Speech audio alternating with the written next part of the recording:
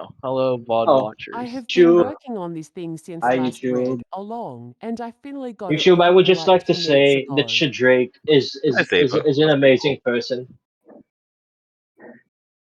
Now, True. honey slurry. I need 2 tablespoons. I think I only need 1 tablespoon. Why the fuck would I need 2?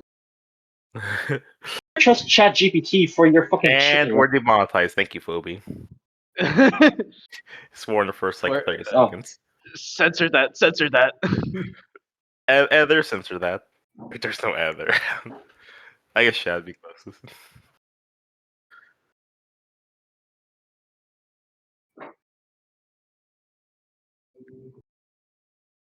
What?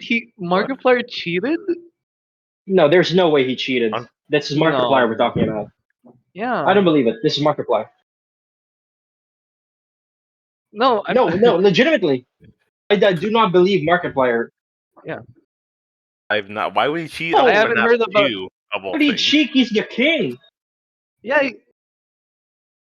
He's the king of FNAF. He's the king of FNAF. There's That's no way right. this is Markiplier we're talking about. No. Oh God. No. We've been made a fool.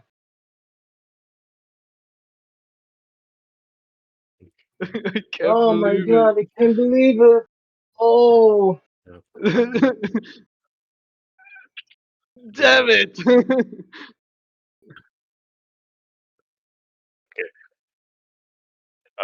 Okay. Chad, can I say, I don't know if we could make fun of nerds on the internet. We are reading fanfics of Neuro-sama online. Yeah, that's him.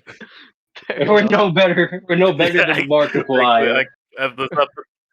Let's not throw stones at glass house.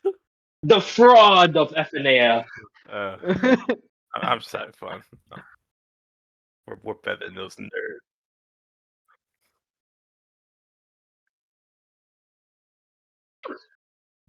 It doesn't show shit. up on my recommended. Hold on. Markiplier FNAF cheating scandal. Hold on.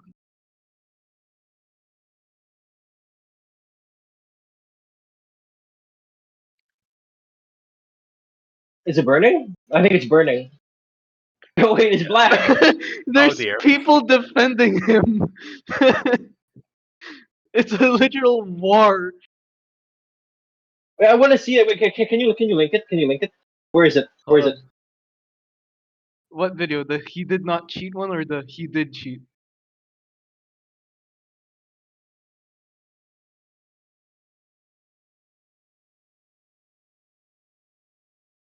I generally believe that Mark would like come out and like come clean of his mistakes, because it was a younger Markiplier. It It's was not a like the younger Markiplier. Markiplier. Yeah. Look, we're lucky that like.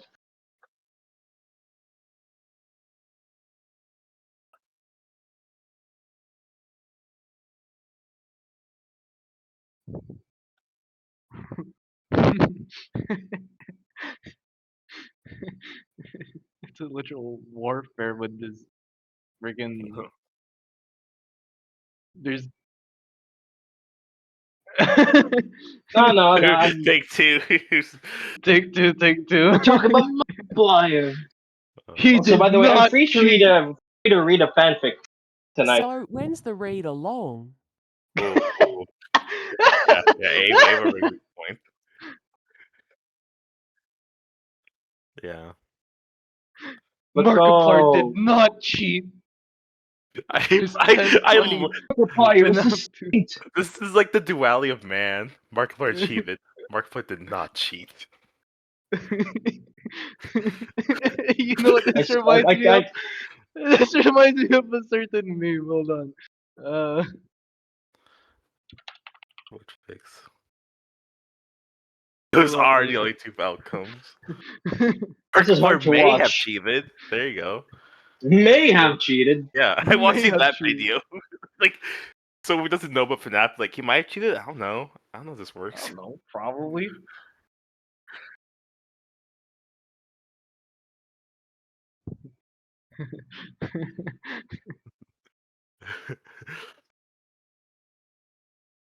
This Domi, I'm evidence the has exact been same faked. scenario. I'm They like, I built was an entirely fake FNAF2 to frame Markiplier. Markiplier does not deserve his title of FNAF King, and here's why. Markiplier paid off Foxy to not attack him.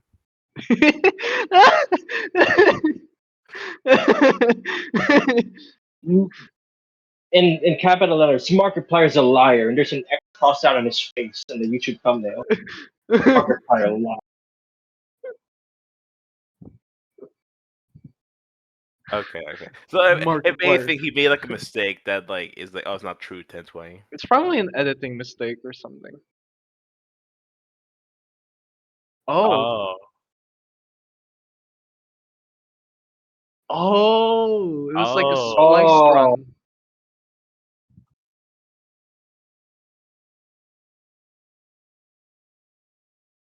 Oh. 420 Blazer.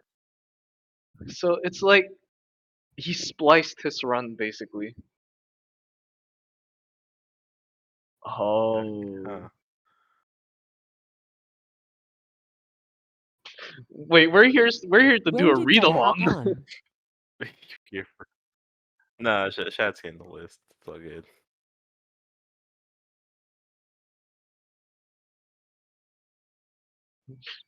Read along.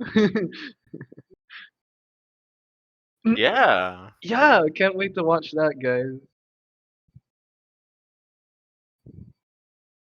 I can't wait to see what her 3D model will be like. I can't wait to see her. Markiplier is a brainworm in all coverations. You know, What? What I was don't that disagree. I statement? don't disagree.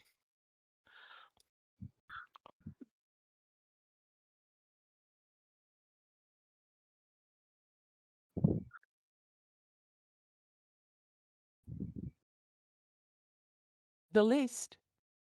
The list. Just a moment, just a moment.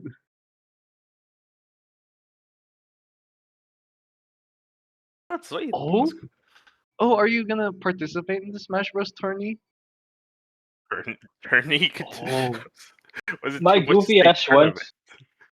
once. Why did everyone stop talking? And then I disconnected.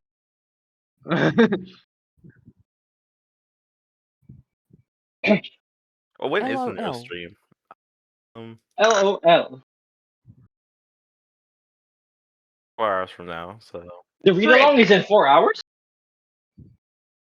the 3D No, debut. the Yeah. Neuro stream. I can probably catch that. Oh. I might be sleep deprived, but I can catch it. I was square for not watching Boom, so I will not be square. Or I'll be not cubed. Be is the there or worst. be square. 3 days. Funny.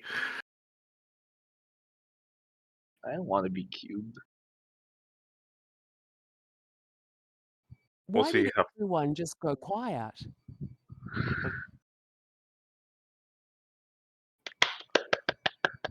I've actually been Yay. wanting to Be read what square. Domi's stuff were. Because you're not around. How many were from me? Oh my god.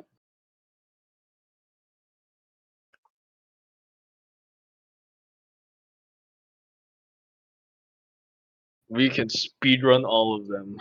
We could. We I could do love like the my Neuro work thing. reading.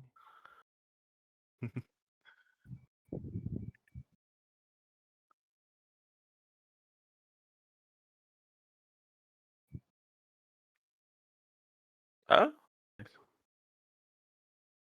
Yippee.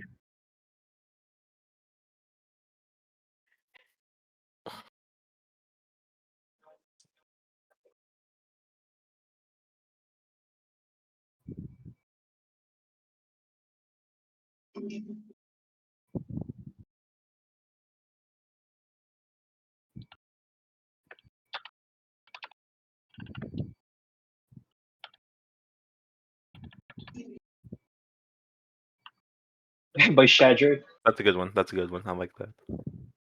Yeah, I heard the author's a cool guy. I wonder who this Shadrick individual is.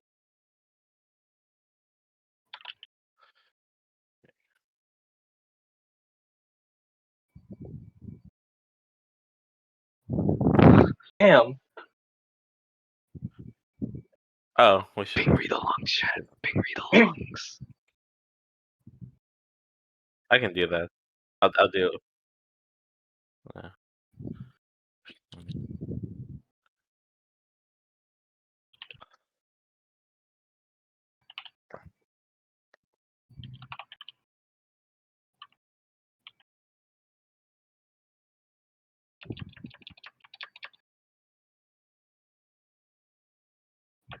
See? No, we pinged him twice. Now they'll hate us. Oh no. Uh,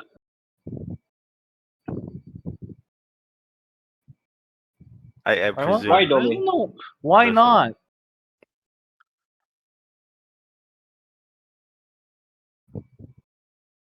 Oh, fair enough. Domi, why would you do this to yourself? Unacceptable. Someone submit Domi's story. I have a reason why I don't read. Yes, yes. Yeah, Wait, Ava. what's up, chat? I think it's an obvious reason. I think Oh. Oh, cool.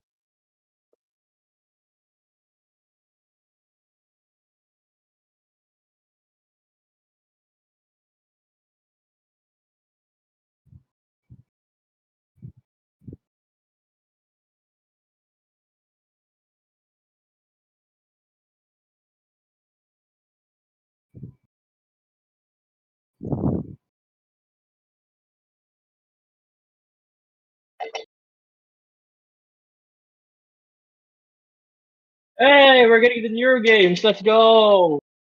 Whoa. Neuro Games 2.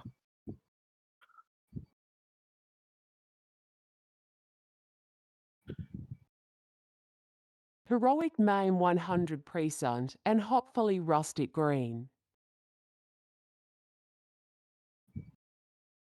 What?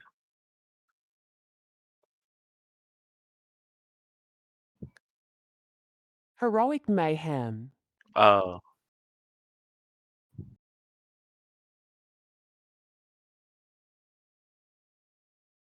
Section. I have Neuro Games. Only data chambers and if we have time, Neuro Games.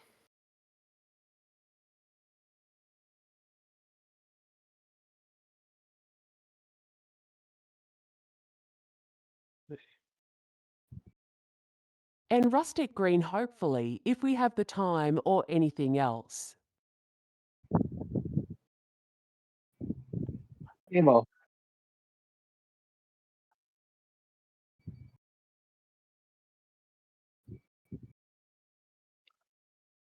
It's definitely on the longer side.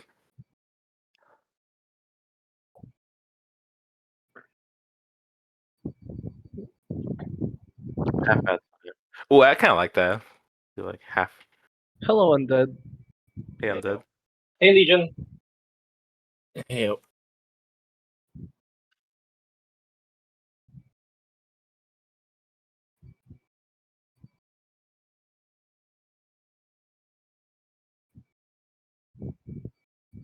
Hmm.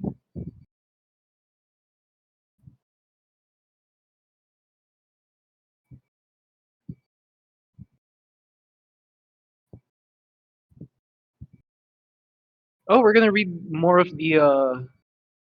If we have Oh, time. we're gonna read. Cool. We're gonna read more of the Halloween submissions. Oh. I am mad. Okay. No, I'm not like mad, but I wanted my submission to be read. Low key. And it wasn't. Oh, yeah, Right. we No, I'm didn't not. really have the time. Yeah, it Yeah. would be Submit it fun for to read next those. read along. I submit for this Yeah. read along. Yeah, it's already here. Oh. Yeah.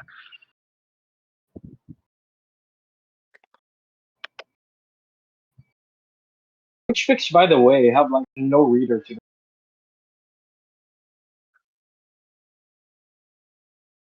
Only I'm two cooking have chicken no right now. reader. Give me a sec.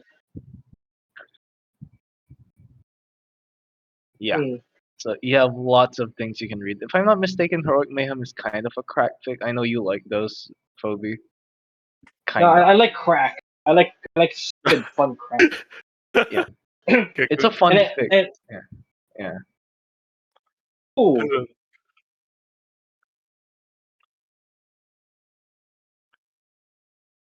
Yeah.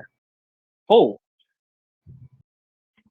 Saw. Data Chambers. Okay. It's just Saw. It's literally It's just just Saw. It's just Saw. And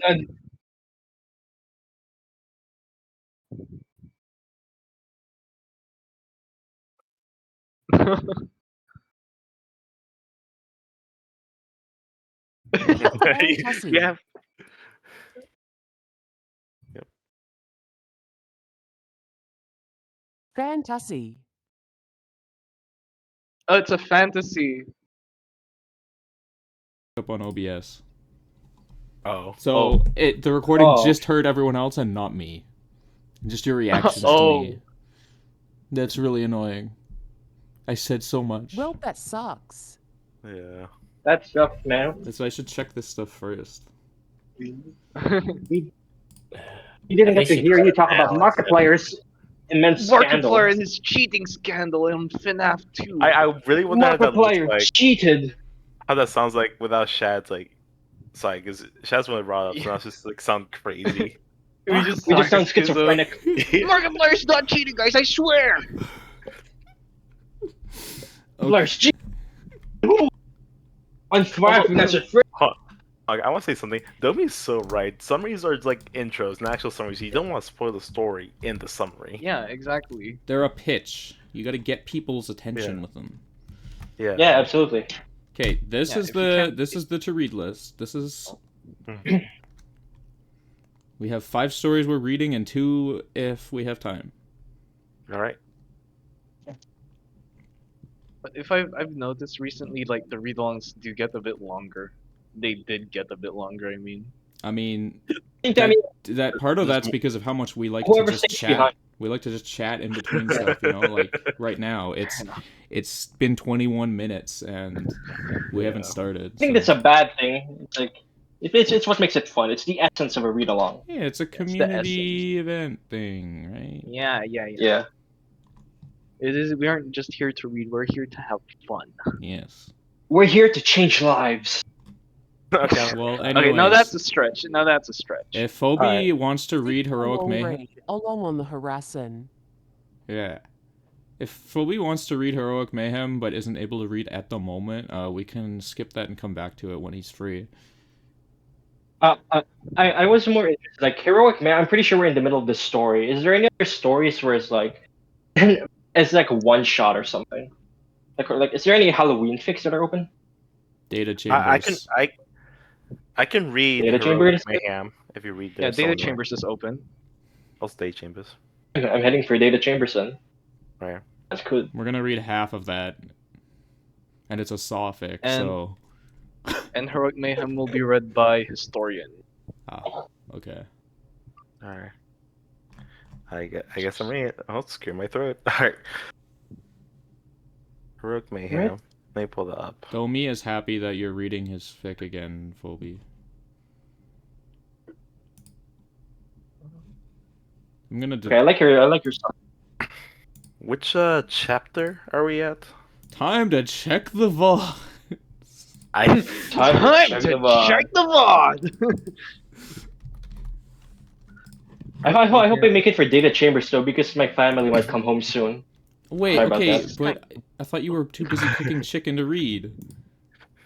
I'm done cooking chicken. Well, I then only why don't you just Oh, read first? yeah, just read Day Chambers. sure. Okay. All right. Can someone present the screen for me? I'm on phone right now. Day Chambers. I need to drink a cup of water. Don't drink the cup, drink the water. You can't tell me. Sorry, Shad. I'm currently munching on the cup right now. The last Dude, shards in my teeth. This water tastes suspiciously like blood. Why? That does not sound good. What chapter did we get to so we know when we get to mine? This one. You read 3 chapters of Heroic Mayhem while I'm here reading 2 chapters of my fic. Apparently. Understandable. I'm not complaining. Alright. I'll read 18, 19? I don't know. Yeah, we usually read 2 because they're very short. Yeah. Okay. Alright, who's gonna... Okay. I can stream it. I just want to show everyone Yeah. else. I'll stream Yeah, it. stream. I'm currently deleting all responses from the forum so that people can add for next week. Okay. There are now 0 Fall submissions, historian. so people can, What? Oh my gosh! I just got a bug on Mic test. on Google Am I Docs, heard? on Google Forms. I got a bug. What does it When I say? it says What happened? Look at this. It says Oh my. we have God. -1 responses. This form and at the same time, this form has exceeded 50,000 responses. What? What? We have encountered the We hit open thing. Guys, The- we have more than net 50,000 integer. stories submitted. We hit the integer, guys. It's terrific. I have seen Test, mic test. I lost Wi-Fi for some reason. Oh, okay. All right. Let's begin. Okay. Can I see the tags, by the way, just to make sure I know what I'm Oh, going into? I'm on 4. I told you already. And mic test. Mic Yes, we test hear 1, 2, 3. Can We hear you. how's the sound? How's the sound quality? Sounds good. Okay. Chambers by Awesome Domi. Yes. Evil. After another busy day in college, she goes to sleep, only to wake up and find herself in a completely new location. Where is she? Who brought her here? And most importantly, how will she get back home? Notes. Work contains depiction of injuries, nothing too grotesque. Feel free to read in the read-along if you're okay with the length. I don't know how long this is, but okay. Here's for talk. It's gonna be Used for like thinking 5 or and- 6,000 words, depending on what point halfway Oh my god! that Domi wants to stop. Look at the word count. Jesus God Christ! Yeah, we're reading I half. believe- God I damn, believe- Domi literally just made it broke up into chapters, so now this one, I don't want to skip ahead, but Oh, you want to refresh the page? Or I already did. I just did. okay, 6.8 thousand words. Have fun, Phoebe. Oh my fucking god, okay. Alright, let's begin. Evil was lying on her back, on the floor of what appeared to be a dark room. She looked around, by scanning her surroundings. Her vision was still a bit blurry. She hadn't fully woken up yet.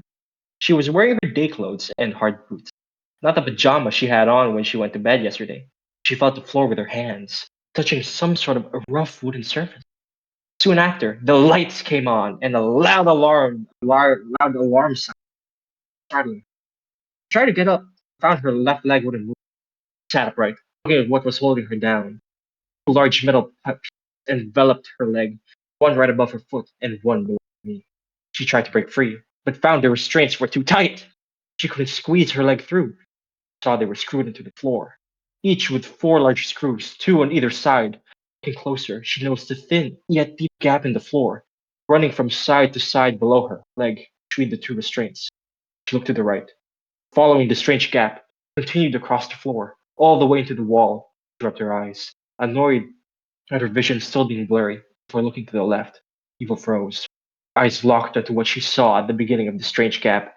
Breathing stopped. Her heart was pounding in her ears. A large, round saw blade was jutting out. Smooth metal shining a reflection of the light onto the floor next to it. Before she could think, she heard something. Morning. How did you sleep? Robotic, high-pitched female text-to-speech voice spoke to her. She make sense of what direction it came. Breathed heavily. She looked around, trying to find out where the sound was coming. No response. In that case, we can get straight to the point. I see you noticed what is about to happen. Don't bother repeating it. You have 1 minute to unscrew the restraints and free yourself before. Now, better get to it.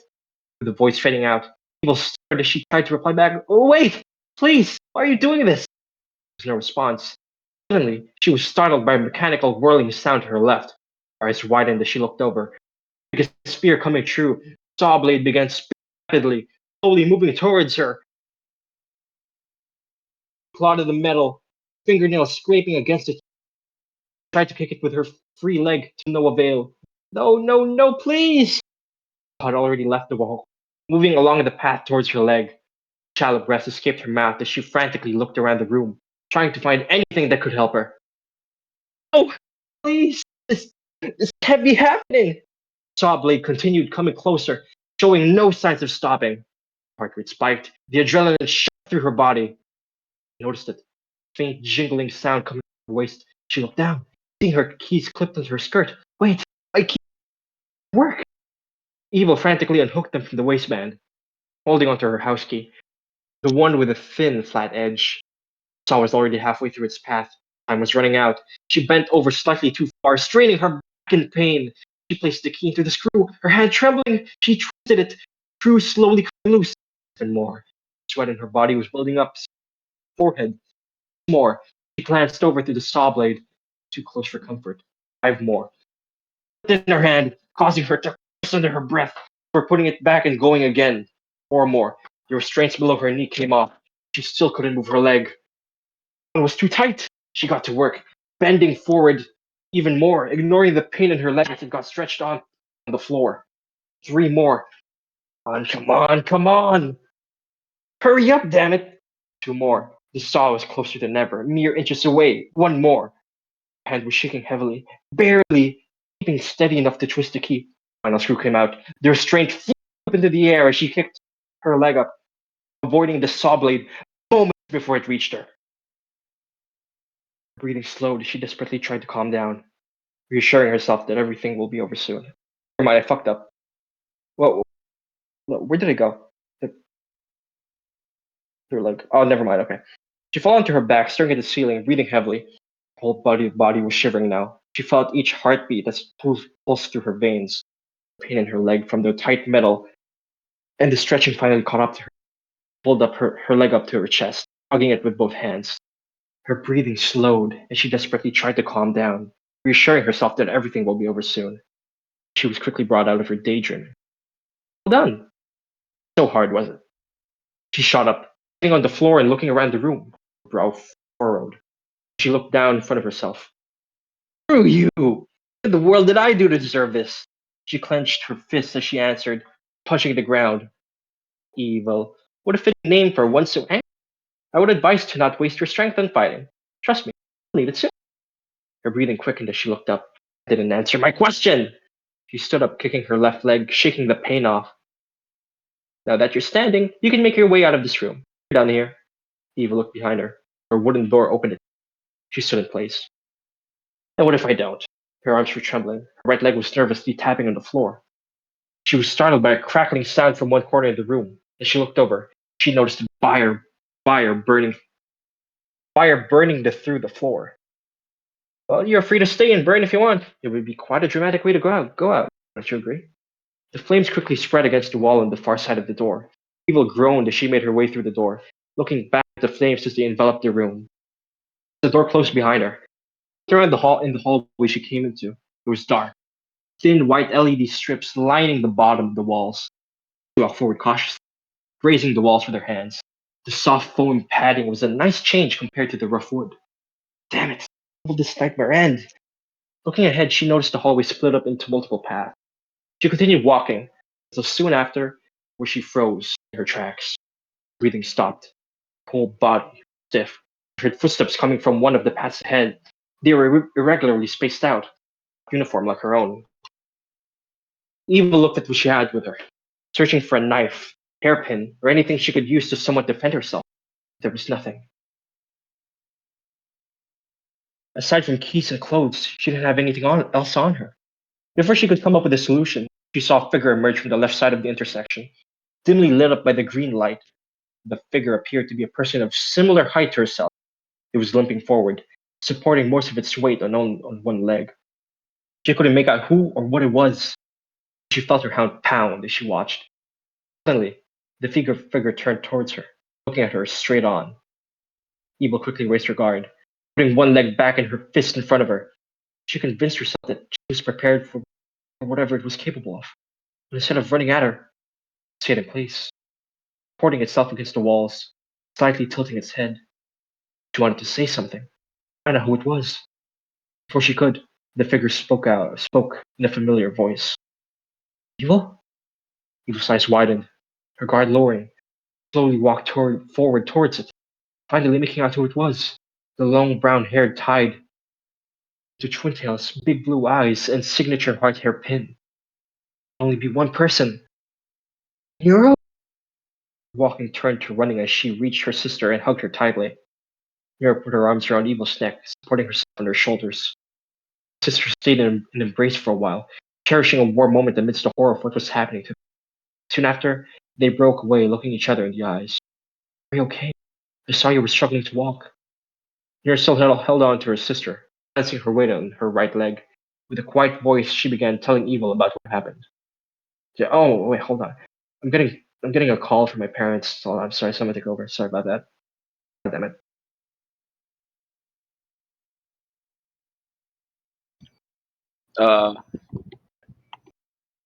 I'll take over then.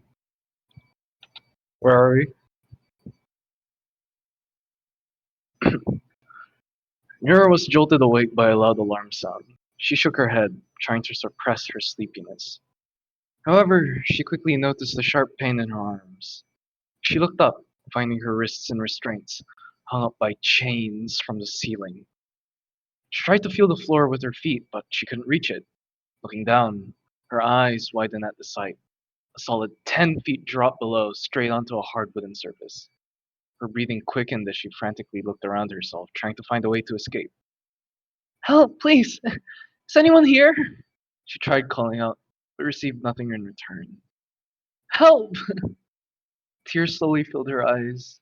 She looked up at the restraints on her wrist, trying to pull herself up. Soon after, she heard a voice speak to her. Well, well, you're finally awake. A monotone, male text-to-speech voice came from somewhere in the room. As you've noticed, this isn't exactly your usual sleeping spot. In order to escape, you need to reach that red button on the ceiling and press it, which will release your restraints and slowly lower the chains until you reach the floor. Good luck.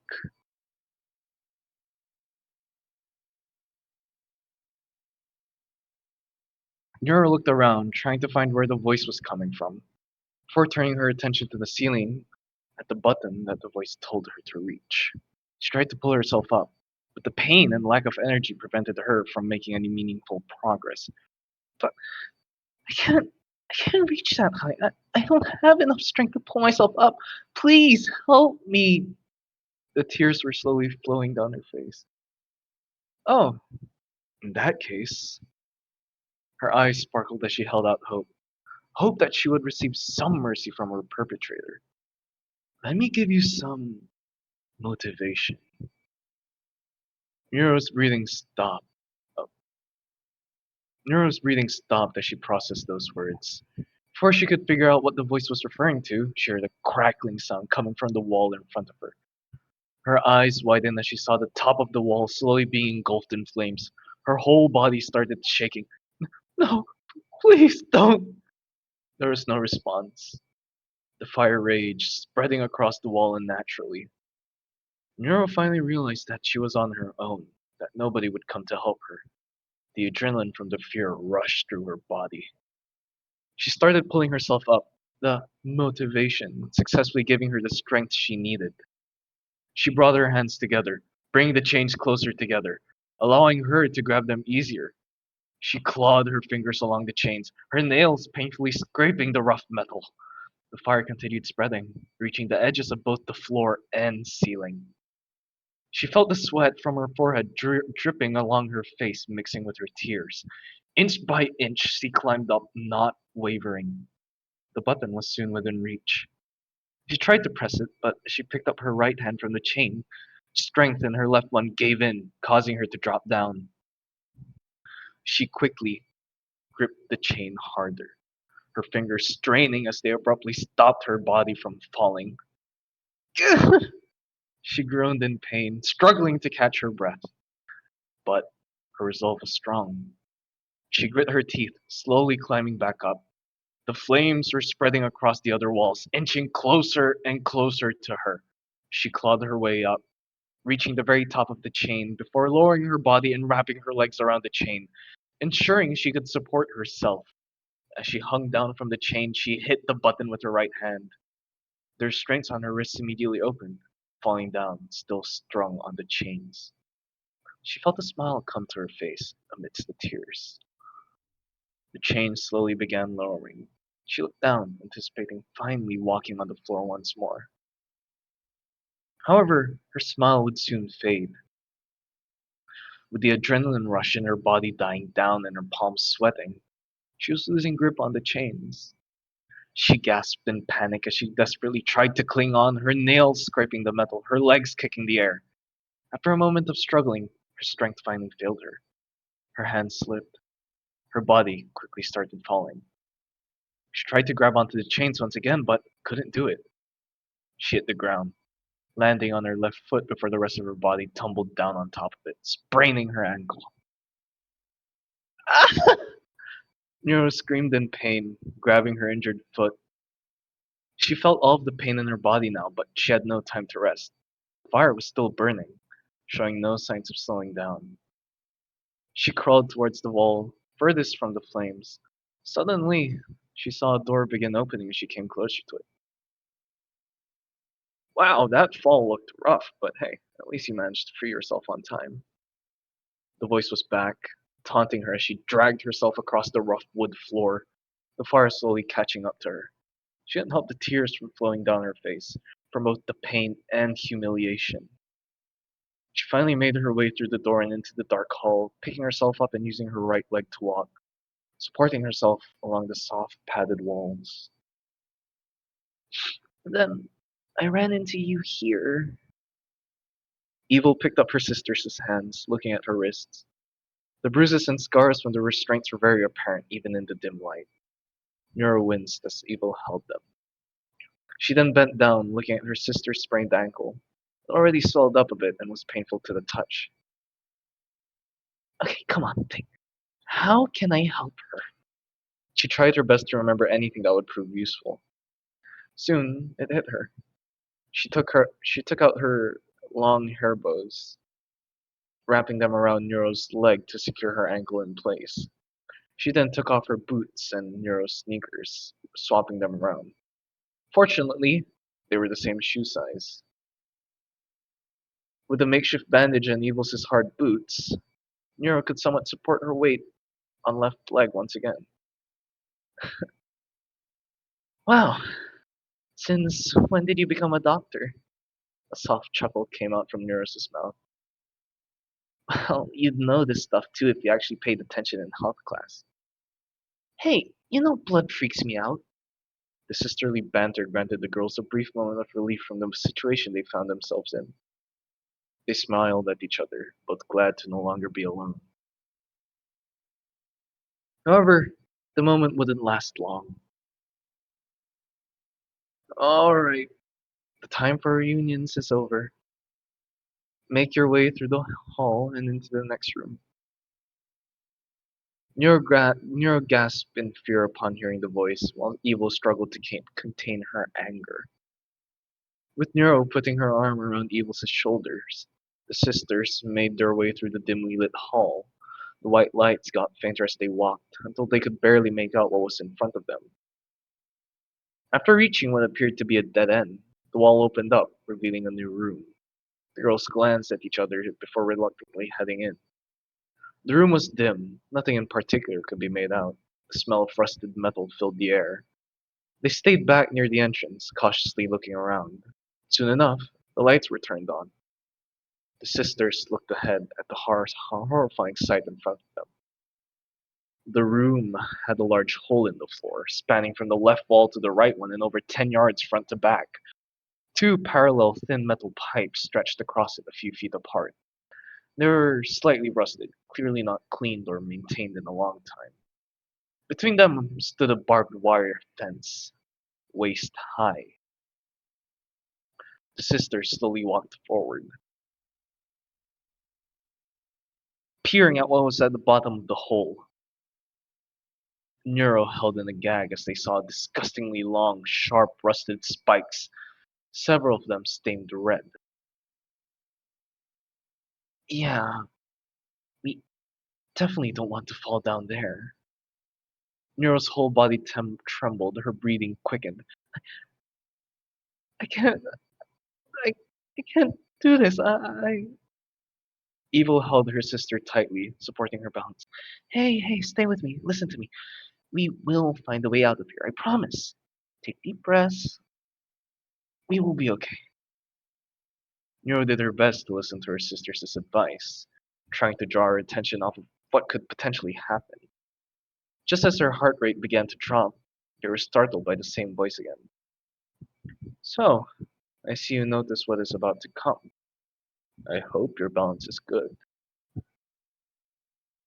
Evil's frustration grew. She clenched her fists in rage.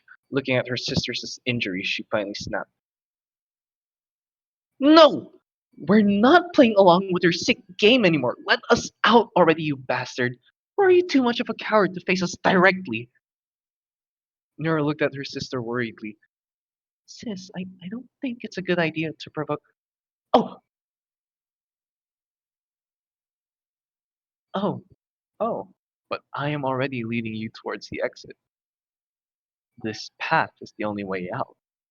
So if you don't want to continue forward, you can stay here and thirst to death. It's up to you. Evil looked around, raising her middle finger towards the ceiling. Oh, fuck off!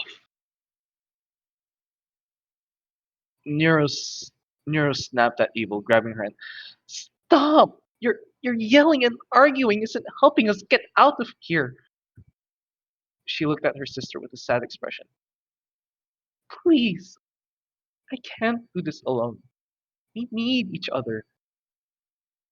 Evil looked at her sister's big blue eyes, sparkling from the tears building up.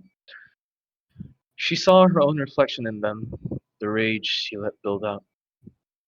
She relaxed her shoulders, taking a deep sigh. I'm sorry. You're right. Let's do this. Together. A shaky smile formed on Neuro's face as they held each other's hands. Good girls, now. Better get to it. Evil turned her head and closed her eyes, trying her best to ignore the taunts. She rubbed at her temples, trying to figure out at how to get past the trap ahead. Okay, we, we go across together, one foot each on the pipe. We can't hold the barbed wire, so we'll have to hold each other's hands in order to not fall in. To fall in. Just make sure you don't look down. Nero nodded, her lips trembling. Evil, but my ankle. Don't. Evil's voice cracked, the panic spilling over. Don't say that, sis. We just have to move. Just one step, then another. The pipes wobbled as soon as they set foot on them, every vibration echoing in the pit below. The barbed wire between them glittered like wet glass. Hints of red scattered over it. Evil's palms were stuck against Nero's. Left foot? Evil whispered. Left? Nero echoed, her voice breaking. They shifted together, inch by inch. The metal creaked. Nero whimpered as her weight pressed onto her bad ankle, and the sound shot through Evil like an electric shock. Keep moving! Evil snapped, more to herself than to her sister. Don't stop. I, I can't. Nero faltered, her leg trembling. Yes, you can. Evil's eyes burned. You don't stop, Nero. You don't. The pipe shuddered violently as Nero's ankle gave in. She slipped with a gasp, but Evil shifted her body, catching her wrist just before she tipped into the wire. Pain rippled through Evil's arms as Nero's full weight dragged her sideways. Evil! I've got you! Evil gritted out, her teeth clenched so tight they ached. The barbs were inches from Nero's shoulders. I've got you, okay? Don't move. Nero's breath came in ragged sobs. Evil's muscles screamed, but she lifted her weight, guiding Neuros' foot back onto the pipe. They froze there, shaking, balanced over death. Then, inch by inch, they started again. Right foot, left, right, together. The end was near, just a little more. Evil hadn't realized she had been holding her breath since Nero almost fell. When they finally reached the far ledge, Evil collapsed to her knees, dragging Nero with her. The moment their feet touched solid ground, Evil laughed. A sharp, cracked sound that turned into a sob halfway through. Nero buried her face in her sister's shoulders, trembling. Evil wrapped her arms around her. Her heart pounded in her chest. It's okay, she whispered, even though she didn't believe it. We're okay! We made it! The girls remained together, shaking. Startled by a mechanical noise, Evil turned her head to the right. A door that wasn't visible before had been opened, revealing another dimly lit hall. She groaned at the sight. When will this end? She started to get up, Nero continuing to hold on to her. Evil, wait, I can't. Evil helped her sister up, ignoring her desperation. We have to keep going. We can't lose any more time here. Nero reluctantly nodded, tears filling up her eyes. Can you walk? Here, hold on to me. The sisters made their way through the exit, door slamming shut behind them, sealing them in the darkness. Dim white lights flickered on the ground, illuminating the way through. Step by step, they walked forward, cautiously looking ahead. After a moment, they saw a figure coming towards them in the hall. Evil took a step ahead of Nero, taking a defensive stance. The figure appeared to be slightly shorter than them, with long hair tied into twin tails. They looked ahead, noticing the sisters. Suddenly, the lights in the hall brightened, allowing everyone to see each other clearly. The girl ahead had long white hair and pale skin, both akin to snow. She was wearing what appeared to be a college uniform, dark blue skirt and blazer with a white blouse underneath. An expression of fear was etched onto her face. She carefully put her hands up, standing in place.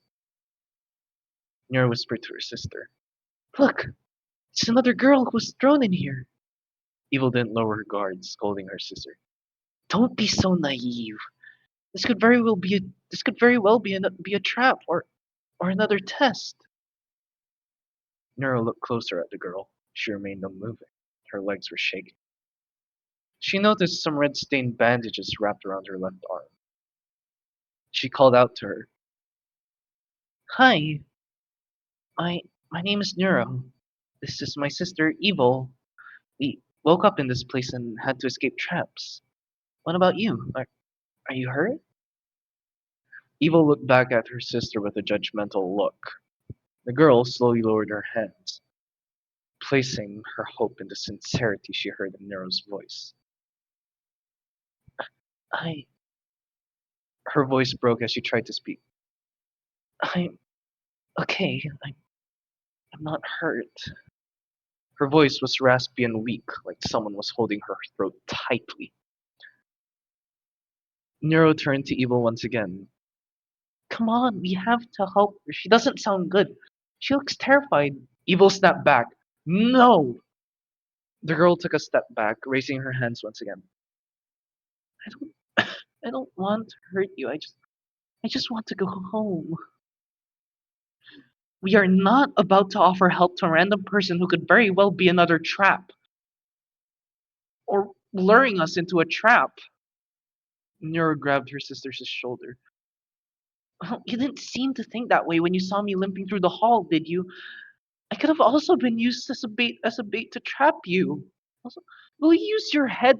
We are already trapped here. If there are more people, then whoever's doing this probably meant for us to work together like we did in the last room. Evil thought about her sister's argument, weighing the risks she would be taking. Okay, fine. But I'm still not lowering my guard. I'm keeping my eyes on her. Neuro smiled at her sister as they walked forwards before turning towards the girl. Please excuse her. She's not in a good mood. No, I don't blame her, considering where we are. The girl stood in place, trembling. Neuro walked ahead of Evil, reaching her hand out to the girl. She gently reached forward, placing her hand in Neuro's. Her cold, rough skin made Neuro flinch. Neuro looked into the girl's eyes, speaking in a gentle voice. So, who are you? What's your name? The girl looked back, her breathing paused. My name? I I don't remember. Nero tilted her head slightly. You don't know your name? The girl thought for a bit. I haven't talked to anyone in years. I spend all my time studying. I don't remember what my name was. Nero's shocked sheep seeped through her face. Oh, I I see. She looked at the girl's uniform, a small smile forming on her face. So you study a lot. In that case, I'll call you Study-sama. Is that good? Do you like it? The the girl's eyes widened. Study-sama. I I like it. Thank you, Nero. Nero let go of Study-sama's hands and stepped forward, gently hugging her. We're in this together now. Study shakily tugged this girl back. Yeah, together. Evil was observing the situation from a few steps away. Ugh, your compassion really knows no bounds, Nero. Nero glanced back at her with a judgmental face. You should learn to love more and yell less, dear sister. Heart. She pinched her fingers, making a small heart. Evil rolled her eyes as she stepped forwards towards the girl. So, what happened to you? What death trap did you come out of? The white-haired girl looked down, taking a deep breath as she began explaining. Study Samus's eyes slowly opened, dark circles under them as visible as ever. She blinked sporadically as she adjusted her vision. Her sight slowly sharpened as she rubbed her eyes with her right hand. Looking ahead, the first thing she saw in front of her was an equation? Must have fallen asleep while studying again. Her arms felt the cold surface beneath them. Her legs did too. She looked down at what she was sitting on, noticing it was a very large and comfortable steel chair. As she tried to move her left hand, she noticed it was stuck. She looked over at it, seeing it enveloped by thick metal at her wrist and elbow. The rusted metal surface was rough and cold to the touch. She desperately tried to pull her arm out, the steel digging into her skin, but the restraints wouldn't budge. What's going on? Where am I? She tried to get up, but noticed her legs were restrained too. Her heart rate spiked, something she hadn't already gotten used to, but this time it went much higher than when she was stressed about exams. She could hardly breathe. Before she could digest anything that was going on, a voice spoke to her. Welcome, glad to see you're awake. She looked around frantically, trying to find out who or what was talking to her, but found nothing around the rusty metal walls and ceiling. Since you seem to love solving things, I have a little equation waiting to be solved. She looked at the small screen standing upright on the steel table in front of her. A very long equation was written, glowing in the dim white light illuminating the room. Oh, and try your best to not make any mistakes, otherwise it won't be pleasant. You have 2 minutes. Get to it. A small red timer appeared above the equation reading 200. As the voice concluded, it began counting down, second by second. Study Sama was gasping for air. She picked up the marker that had been lying on the table in a small... Oh. in a small dent, her hand trembling. She looked at the equation, carefully reading each symbol, mapping them out in her head. The marker in her hand was unsteady. Holding it, she pressed against a small whiteboard on the table, thick, unsteady black lines appearing as she dragged it along. Stay calm, you solve countless equations like this, you can do it. She wrote down each step, one symbol at a time. Her brain still wasn't in full swing. Her vision was blurry along the edges. Integrate the top right side, bring down the bottom. Okay, so that's three. She heard a loud buzz, followed by a sharp sting in her left arm. She gasped, looking over at her arm. A long, thin cut bloomed on her skin, shallow enough to not cause serious damage, but deep enough for the crimson liquid to start seeping out. Her arm twitched as the sting made its way through her body. She looked at the equation, trying to find her mistake. Oh gosh, the logarithm got cancelled. It should be 9 here. The timer kept ticking down, already at 1:32. Come on, hurry up. I don't have much time. She tried to make her breathing mechanical, like the machines around her, but the harder she attempted to stay calm, the more her hand shook. It's at the beginning and then of the integral to x cubed over 2. Another buzzer sounded, with the same sting in her left arm electrifying her body.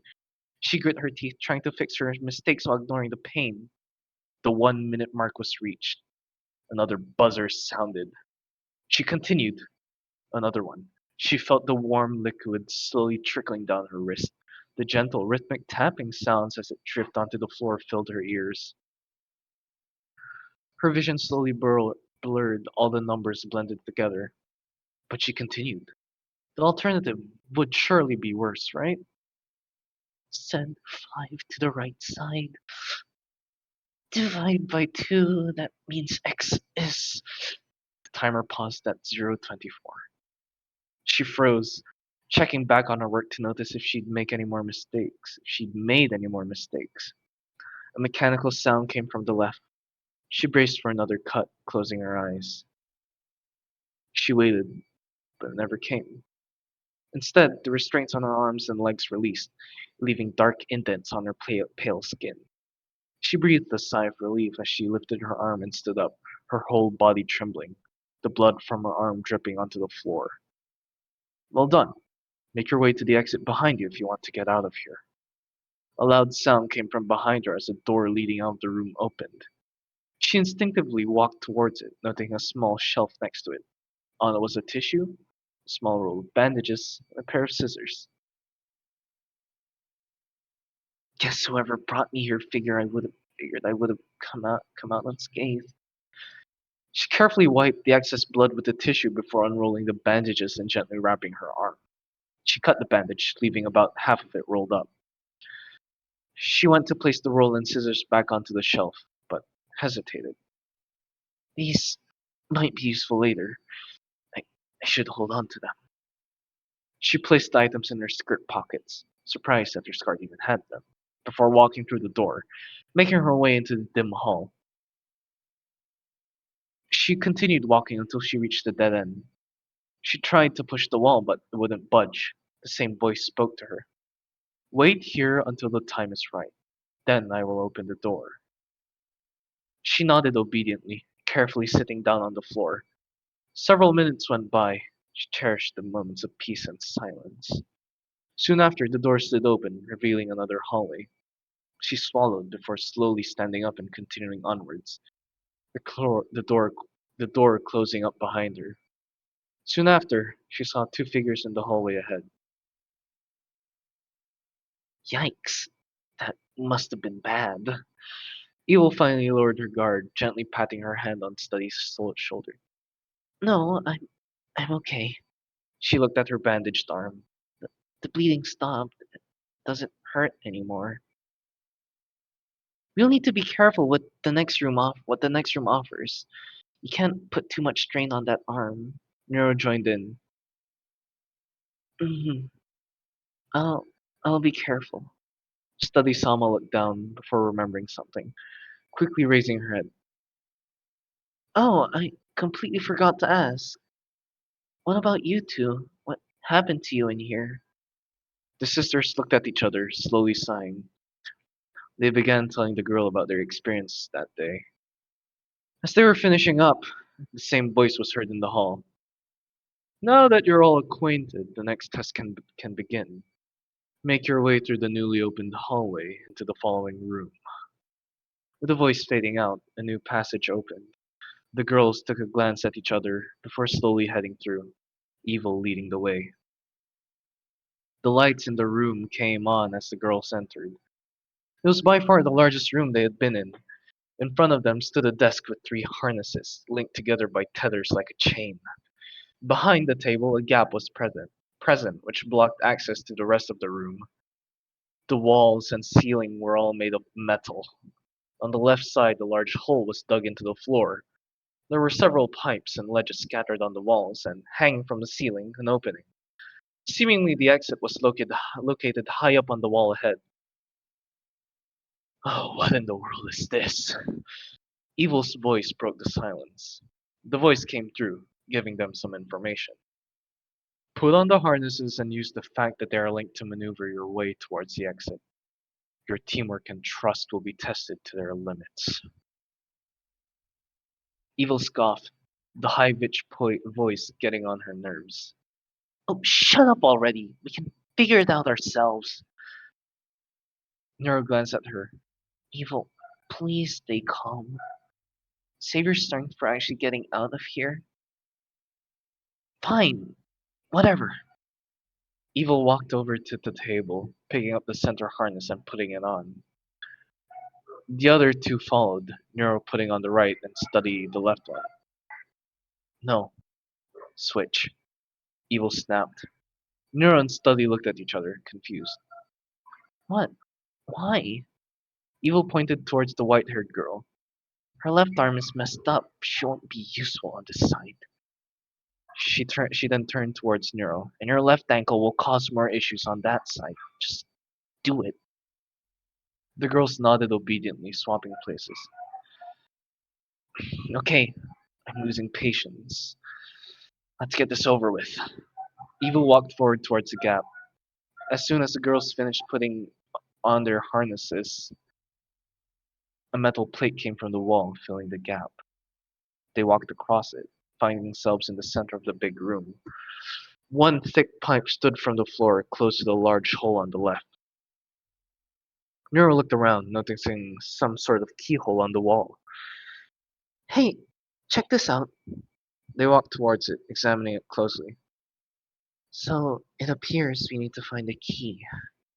Study whispered. Yeah, no kidding. Where where is there a key in this place? Evil started looking around. There is nothing down here, and we can't climb up yet, so the only place it could be is... Neuro pointed towards the hole.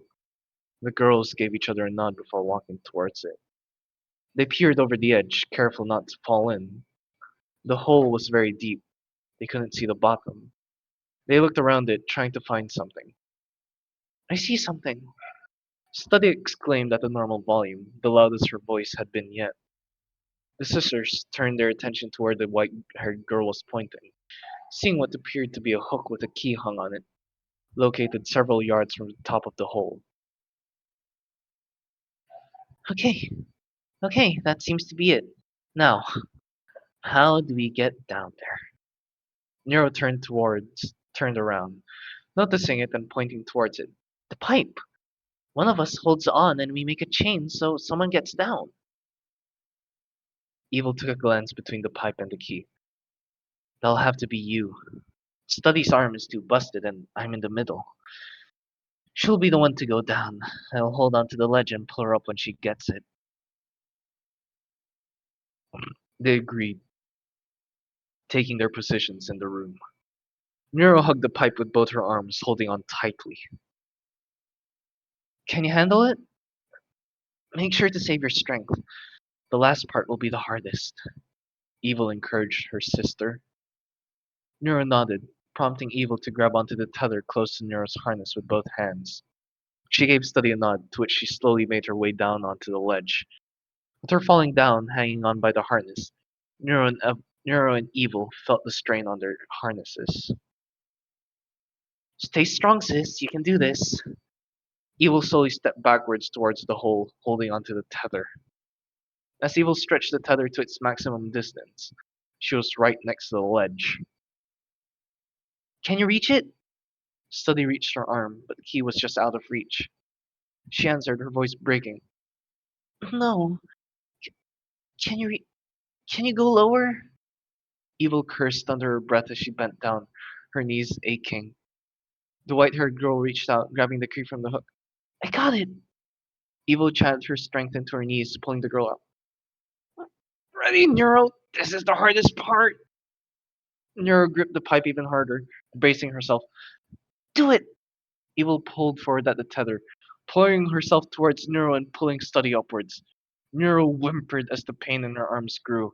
Evil groaned with each pull of her arms. One step at a time, she got closer and closer. Come on, just a bit more.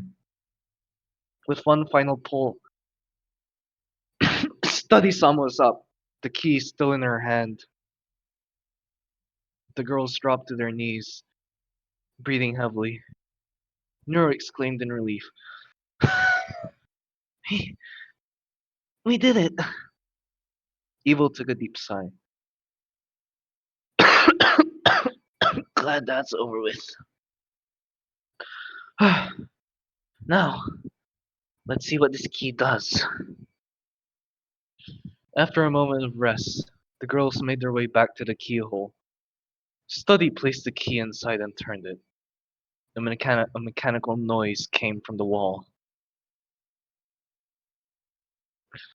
The girls stepped back, cautiously looking.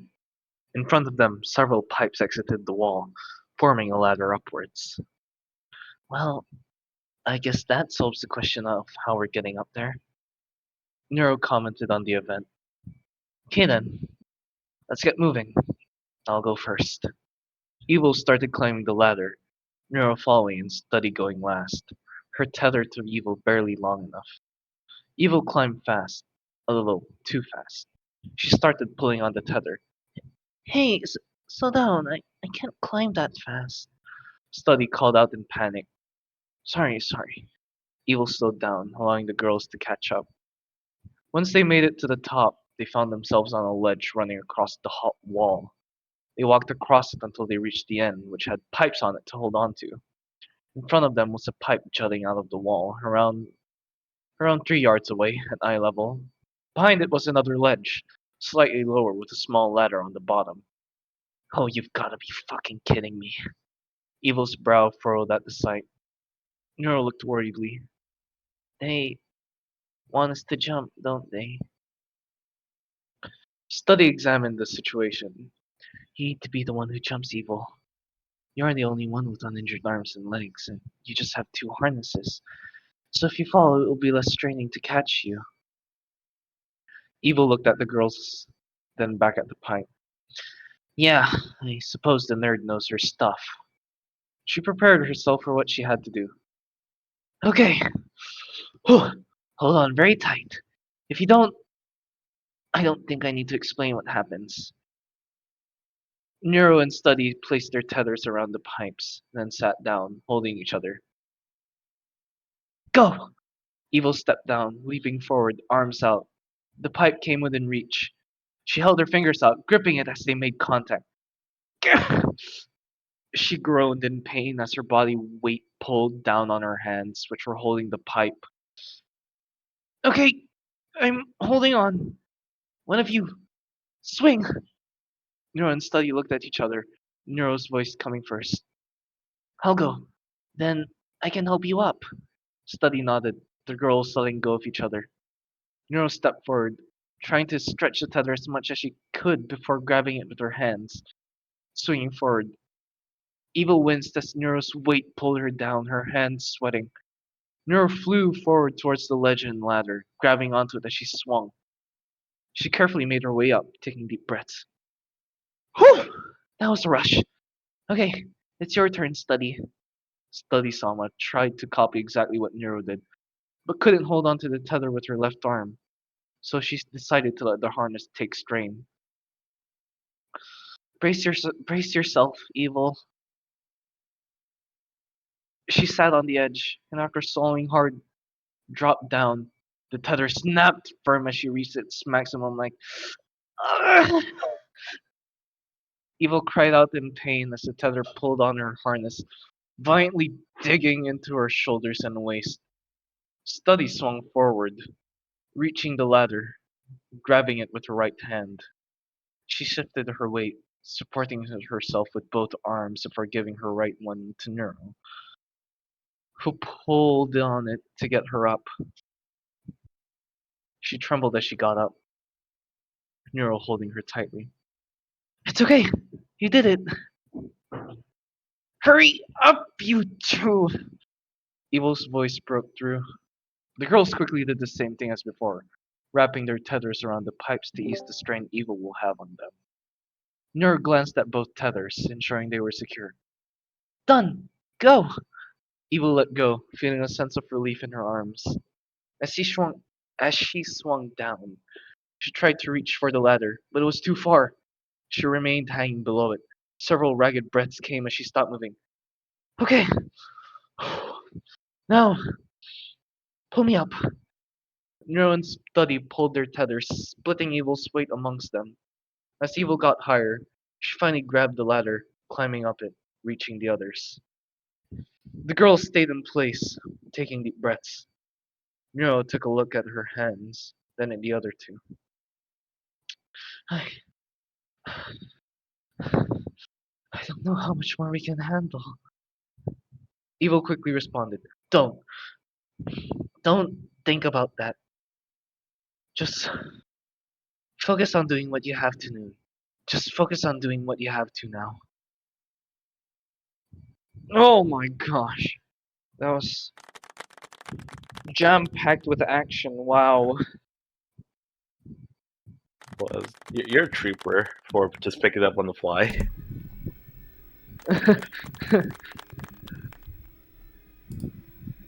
Oh, well, I need to drink water. Be right back. Yeah.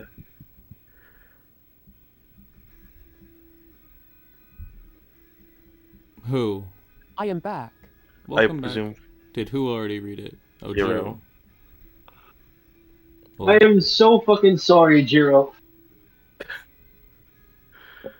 Yeah, well, it is what it is. Can't control that.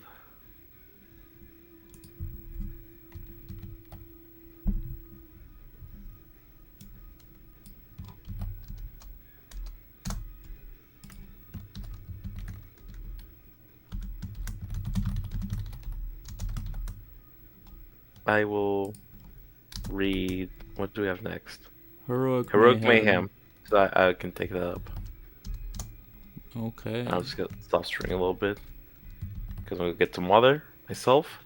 And then I'll read chapters 18 and 19. Okay. I will be back.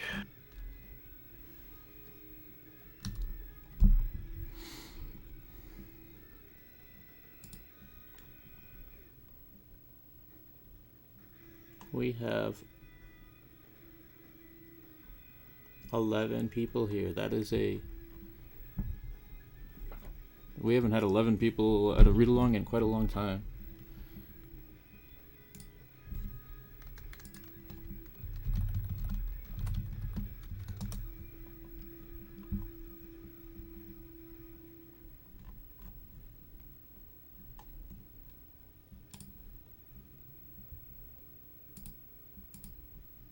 Alright, I'm back. About the fic, I haven't read it, actually. This is my first time reading it.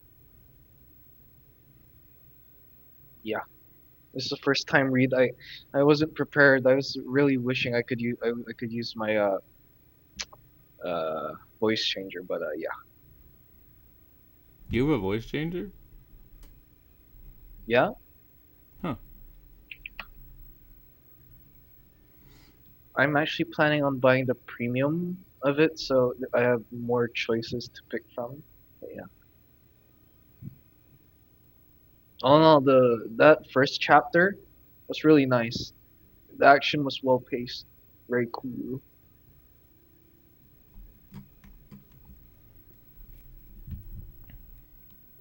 Well, We're an hour and 18 minutes in and we've read one story.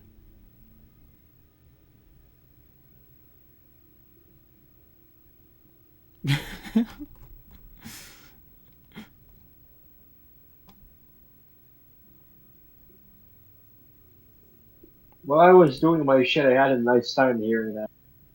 You what? I got called to At do least this some wasn't two. extra tests. You got I haven't even yet. you got to finish called this, to my do dear. stuff.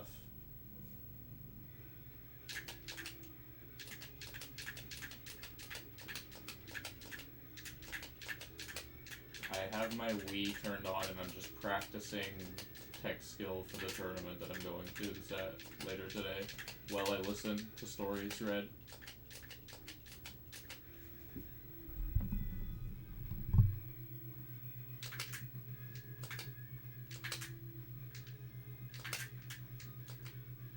Hello. Am I too far from my microphone? You were like, I saw the green thing popping up. I didn't hear you. Oh. Whoops. Oh, good. I have my Wii on and I'm practicing tech skill for the tournament I'm going to later today Oh, while yeah. listening to stories being read. Oh, nice. All right. Oh, that's right. I can go and like actually fix my story now because the contest is over. Do that. In the meantime, however, sorry, I suppose I can start screen sharing and read Nice. the next two chapters in Heroic Mayhem. Please do. Okay, yes, I will. Eva. All right, Heroic Mayhem, which is a CrossFit with One Punch Man, very, very favorite series. Even the new season, not that good. Sorry. I begin with chapter 18. Pre-fight teasing. The arena was packed. Spectators had gathered quickly, eager to witness the impromptu A-class versus B-class showdown. The twins? They weren't taking it seriously at all. Neuro spun her microphone in her hand, grinning. Wow, you guys are so confident for people nobody even recognizes. Evil leaned against her harpoon, smirking. Yeah, like, who even are you? The male hero with short, spiked black hair cracked his knuckles. We're here to put you in your place. Nero gasped dramatically. Oh no! What will we do, Evil? They're so scary. Evil tapped her chin. Maybe we should surrender? Oh wait! That would imply they're actually a threat. The female hero scoffed. Keep talking. Let's see how long that confidence lasts when you're on the ground. Nero's grin widened. Lady, you must be really into self-inserts, because you just described yourself. The crowd erupted into laughter. Evil chuckled. Nero, stop. You're gonna make them cry. Nero held a hand over her chest, feigning sympathy. Oh, you're right. I should be more considerate. She turned to the A-class heroes, her smile sharpening. Should I get tissue for your feelings, or would you prefer a hospital bed? The male hero's eye twitched. Enough talk, he growled. Let's see what we can actually do. Nero and Evil glanced at each other, then grinned. The fight begins. Nero's opening move. The match began, and the twins disappeared. The A-class heroes barely had time to react before Nero was behind them. Her eyes glowed. Too slow. Boom! A miniature sun erupted from her plasma cannon, blasting the first hero straight through the arena floor. The crowd gasped. The female hero tried to retaliate, swinging a blade of compressed wind, but Nero tilted her head to the side at the last second, the attack missing by mere inches. She took a sip from a soda she had somehow stolen from a fan in the audience. You done? Evil's counterattack. Evil's harpoon fired. The harpoon screamed through the air, a blur of motion, shattering the sound barriers that tore across the stage. The blue-eyed hero barely dodged, but the sheer force of the shot shredded through a reinforced wall behind him. Evil yawned, resting the harpoon on his shoulder. You should really be thanking Vedal right now. The remaining hero gritted his teeth. For what? Neuro grinned. For lowering our power output. The A-class hero's faces paled. Vedal, Annie, and Fillion watched the chaos. For the stands, Vedal sighed, rubbing his temple. This is getting ridiculous. Annie chuckled, arms crossed. Come on, you can't tell me this isn't a little satisfying. Fillion dropped into a seat beside him, still carrying a pile of blast merch. Hey, what'd I miss? Vel gestured to the arena, where Nero was dodging every punch for the remaining hero while spinning her soda can on one finger. Fillion whistled. Whew, damn, they're styling on them. Vel groaned. Of course they are. And he smiled. You did make them, Vel. Vel slumped in his seat. I should have made them humble. Fillion snickered, unwrapping a blast-themed keychain. Too late for that. The twins finished the fight.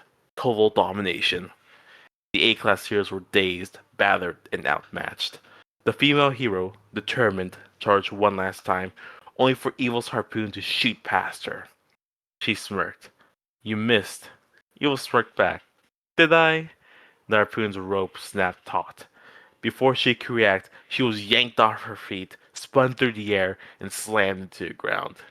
The blue-eyed hero leaped to strike, only for Nero to grab his wrist mid-swing. The crowd fell silent. Nero tilted her head. You're wide open. Boom! A point-blank plasma burst sent him flying. The referee immediately called the match. Winner! Neuroverse! The crowd exploded into cheers. Nero and Evil posed dramatically, basking in the applause. Vel buried his face in his hands. They're never gonna let us go. Annie patted his shoulder, and Fillion laughed. The Neuroverse fan club screamed their names. Chapter 19. Grand finale. The convention was coming to an end, but if anyone thought it would conclude quietly, they clearly had accounted for Neuroverse. The twins had taken over the stage. Normally, only announcers and select guests were allowed up there, but their fans were rabid. The convention staff, after a brief huddle and some nervous glances at the ever-growing crowd, decided that denying Nero and Evil the stage would be more dangerous than just letting them perform. And so, the biggest event of the convention had unexpectedly become a full-scale Neuroverse concert. Spotlights flashed, screens behind the twins lit up with dynamic visuals, showcasing their names in bold neon colors. The speakers boomed with the opening notes of their song, and the moment their voices rang out, the crowd exploded. Nero's voice was a sweet yet powerful, effortlessly weaving through the melody, while Evil's was fierce and commanding, adding an edge that sent the audience to a frenzy. Together, they had perfect balance, like a storm wrapped in sunshine. From the moment they started, they owned that stage. Famous faces in the crowd. Vel stood among the crowd, arms crossed, watching the spectacle unfold. They really took over, huh? Annie stayed beside him, smirked. Like you didn't see this coming. I did, Vel admitted, but this is still ridiculous. Despite his words, there's no real frustration in his voice, just tired amusement. The Neuroverse name had already been spread like wildfire, and this would solidify the reputation even further. Around them, the crowd was a mix of hardcore fans, stunned heroes, and casual convention goers who had definitely not expected this level of chaos. Saitama stood off to the side, looking vaguely confused but nodding along to the music. He had gotten separated from Genos at some point and wasn't entirely sure how he ended up here, but the music was pretty good, so he just went with it. Up on one of the higher balconies, Bang watched the performance with quiet intrigue. The old master of martial arts had only come to a convention for a short visit, but seeing this unfold piqued his curiosity. He wasn't alone in his observations. His eyes drifted to the very enthusiastic fan in the crowd below, Fillion. The hyperactive A-class hero is going absolutely feral, dual-wielding light sticks, jumping in sync with the beat, and screaming the lyrics with enough energy to put most of the hardcore fans to shame. The fact that she was wearing a Bang hoodie while doing all this did not go unnoticed by the old master. Bang mused, stroking his beard. She's got spirit. Meanwhile, at ground level, Melbat stood in the crowd, arms crossed, looking as unimpressed as possible. He had zero interest in this sort of thing. He wasn't here by choice. His little sister dragged him along. Zenko, however, was having the time of her life. Bro, this is so cool! She cheered, with her own set of light sticks. Why don't we ever go to stuff like this? Melbat sighed, rubbing the bridge of his nose. This ain't my scene, Zenko. Zenko huffed. Well, maybe it should be. Look at them. They're so awesome. Melbat glanced back up the stage, watched as Neuro spun on her heel and nailed a perfect high note while Evil twirled her microphone before pointing dramatically at the crowd. The fans ate it up. Yeah, they got style, I guess, he muttered. Zenko grinned. See? You do like it. Melbat groaned. He was never gonna live this down. A performance to remember. As the song reached its climax, the twins pushed their performance to the limit. Neuro extended a hand toward the sky as the stage's light shifted, casting a golden glow around her. Evil, staying beside her, whipped her harpoon in the air, the reinforced cable catching the light and creating a dazzling streak across the stage. The final note hit. A moment of silence. Then, deafening applause. The entire convention hall shook with the sheer force of the cheers. Fans were screaming, jumping, chanting their names. Nero and Evil stood center stage, basking in the adoration, grinning as they took a synchronized bow. Vel sighed. I'm gonna have to deal with the fallout of this later, aren't I? Annie laughed. Oh, definitely. But even Vel had to admit, watching them up there, completely in their element, surrounded by thousands of people who adored them, it was worth it. No, that was cute. That's cool. That was also kind Pretty of cute. hype. Arena concert. Just the sudden concert after the extremely action-packed scene. That was a cool scene. That was very good, very good. Heroic Mayhem. I got like One Punch Man, so very big fan. It's a good fic to read in your pastime. Oh, sure, yeah.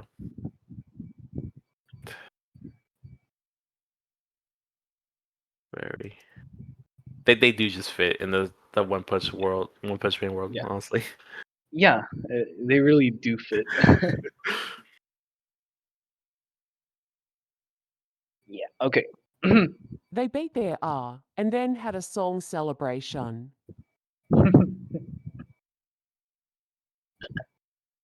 You can't take away the idol aspect of Neuro and Evil. They have to sing. There's nothing you can do. Or Shad, he's like muted, I think. Or he's probably busy doing something. Well, he's training for the tournament. He said he's playing on the Wii right now. Oh right, he's training. All right. Well then, yeah, let's continue on. Then, hold on. Since where? Hold on. Oh, oh. So we just finished with Heroic Mayhem, and it's Yes. now my fic. Yeah. Rhymes with pedal metal. All right. I have to do a recap of it though. It's like a quick summary of the events that transpired before, so things aren't confusing. Right.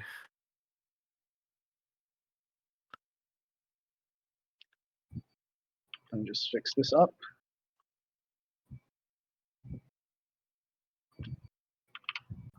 Okay. All right. So basically, what's happened up to this point is from the last chapter,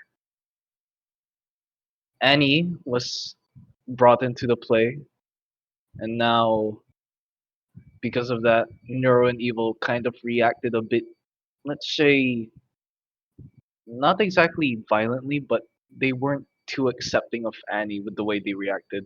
Now, here's where chapter 10 continues off of that. Chapter 10, The Fox Girl and the Twins. Vedal finds a way to have Annie break the ice with the twins. Conversations overlapped one another in the semi-crowded cafeteria. Vedal and the gang stood off to the side with varying expressions, but all of it boils down to uncertainty and anxiety. Vedal was still dwelling on what happened earlier between the twins and Annie. However, compared to earlier, now is the time to act upon this grand master plan of somehow getting them to talk with one another and get rid of this awkward aura surrounding all of them. It's time to set my plan into motion. If I separate Camilla from Annie, that would force the three of them to finally speak and end this silence. Vedal monologued to himself, a confident smirk on his face. Vedal then wiped that silly look off of his face and turned to the four girls, his gaze fixated on one of them. Camilla, could you come with me for a moment? He requested in his usual bland tone. An eyebrow raised is the answer he got from the imp. Why? She asked with a sassy tone. Uh, just, just come with me. It's important. Vedal said, seemingly annoyed. Camilla let out a defeated sigh before looking over at Annie. I'll be right back, she said, a warm smile on her face, an attempt at reassuring her friend. Annie nodded in response, and the imp and Vedal walked a fair distance away from the group. So, what is it you want to talk about, Vedal? Camilla questioned with crossed arms. Vedal hunched his back and leaned in closer to Camilla's ear. Okay, so, basically, the reason why I brought you here was so Annie and the other girls talk. The reason why? It's awkward as hell, he whispered, sneaking a quick glance at the three other girls. Oh, that's a mistake. Camilla squinted her eyes and her mouth opened slightly, forming an expression that resembles disgust. Vedal. She then closed her eyes as she falls into silence. Yes? Vedal wore a confused look on his face, considering the fact that Camilla just literally fell into silence, something very uncharacteristic of her from the small amount of time they spent together. Simply put, he thought Camilla's a yapper. An annoying one at that. Her eyes then suddenly opened, revealing the sparkling in her dark purple eyes. I totally agree with that, she remarked while giving a thumbs up. Vedal was taken aback by what she just said. I... Oh, okay then, that wasn't too hard, he thought to himself, successfully recruiting Camilla into his master plan. Afterwards, he continued whispering into her ear. Okay, so what I say we do to liven things up between the three of them is to have them find somewhere to sit while we go order the food they want. Vedal then gestured toward the counter where the food is beautifully displayed. Camilla nodded energetically. Vedal then straightened his back and discreetly pointed at the three girls. Alright, now, go ahead and tell them to find a seat. Me? Why me? Dim pointed at herself and questioned with half-closed eyes. Vedal slumped his shoulders and let out an exasperated sigh. I'm not close enough with Annie and I don't want to have my name get mispronounced again by those two troublemakers. A deadpan expression washed over her face after getting that answer. Despite this, she resigned herself to her fate and let out a sigh. Fine. With that, she began to wobble her way back to Annie and the twins. A few seconds had passed, and Camille returned back to the boy in the turtle hoodie. So, how'd it go? Vedal asked with his hands in his hoodie pocket, acting completely nonchalant. Camilla cleared her throat before inhaling deeply through her mouth, and then... Okay, so basically what Annie ordered is a singular piece of toast with avocado spread and a glass of orange juice. Neuro said she wanted a jar of cookies, even though I said the school cafeteria doesn't sell jars of cookies, so instead, she said she would just have 15 cookies bought separately, and Evil wanted an entire 18-inch pineapple pizza with a side of Pepsi. Bello could only stare in disbelief. What? 18-inch pineapple pizza, 15 cookies? Why Pepsi in particular? Well, her reasoning is because if it was jumbled properly, it would spell out pipes. Bell sighed with a hint of hesitation, or shaking his head in resignation. Great. Just great. He thought to himself as he closed his eyes and squeezed the bridge of his nose. Slowly, he reopened his eyes slightly and noticed that Annie, Neuro, and Evil were walking towards the inner cafeteria in search of a vacant table. Now leading the twins, Annie began scanning her surroundings. The amount of tables that were currently occupied surprised her since it was still early in the lunch period. Okay, seats. Where are the open seats? Her tail hung low and swayed side to side. Annie began fiddling her thumbs as she looked around. Maybe I should just ask around. Yeah, yeah. Soon, she approached a student wearing a black hoodie from behind, noticing a small stylistic design of Ditto on the back of his hoodie. Excuse me, the fox girl denoted in a soft-spoken tone. The student then looks over his shoulder and pushes up his glasses while sipping on some noodles, removing the tint hiding his eyes and revealing the green color line within. Yes? The student spoke, his voice low, holding no special accent whatsoever. Uh, oh my. Sorry for disturbing you. Annie noticed how the student was still busy eating and bowed to show respect and as an apology. The student, however, looked confused as he watched the girl walk away quickly, being followed by two small girls. Annie, after getting a fair distance away, held her ears and pressed it against her head as a blush reached from her cheeks to ears, completely embarrassed by what she just did. Oh, how embarrassing. Nero looked at Evil and they exchanged glances, both filled with sorrow and guilt. Should we try and help her? Nero asked her sister, who was still acting somewhat distant as she constantly had her arms crossed. Evil looked at the floor slightly, deep in thought. I'm not I'm not comfortable enough, but she then looked back up at her sister, her eyebrows throwing up. Yeah, I think she needs the help, she answered. Nodding in response, Nero turned to Annie and approached her slowly. She reached her hand out and gently tugged on her skirt, which caught her attention as Annie looked over her shoulder. Their eyes meet, pure light blue staring deeply into two complete different shades of purple. Annie's eyes were filled with shame. Yes, she weakly muttered from her trembling lips. Nero gave her a warm and friendly smile. I think we haven't spoken with one another before, right? She spoke in her usual happy-go-lucky tone. Annie turned to Nero before holding both of her elbows and nodding while still being able to look extremely vulnerable. Yeah, I've only heard about you and your sister, and that makes things easier. Nero then takes a step back and strikes a confident pose, placing her hand on her chest while raising her chin. I'm Nero. I'm a girl who just wants to make the world a brighter and happier place, she announced with a bright smile.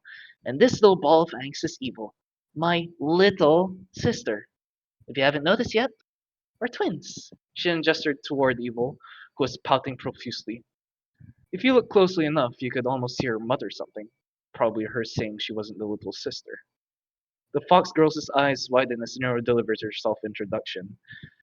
Oh, well, uh, my name is Annie, and I'm a I'm a fox girl that lives in Japan, and she tried her best to replicate her energy as soon as Nero finished, but expectedly failed miserably. Nero let out a soft chuckle, holding her elbow and looking to the side as she says, "Look, Annie, I'm sorry about what happened earlier with me and my sister freezing up." She began rubbing her elbow, looking at her with closed eyes and slightly tilted head. There's just something that happened in the past. I hope you can understand that. Her expression was filled with pain, despite her best attempt at keeping it hidden. Annie's gaze softened as she looked at Nero. She felt the pain no, these twins have gone through, and felt like a constant stab in the back. Shifting her gaze down from her face into the floor, yeah, I understand it completely, she muttered. She then fell silent as thoughts ran rampant in her head. What can I do to lighten up their moods? Suddenly, she looked down at her hand, opening it and staring at her palm before looking up at Nero and Evil. With her idea now set in stone, she nodded to herself and began approaching the two slowly. Nero looked back at Annie and noticed how she's approaching them. Annie, what are you? Rustle, rustle.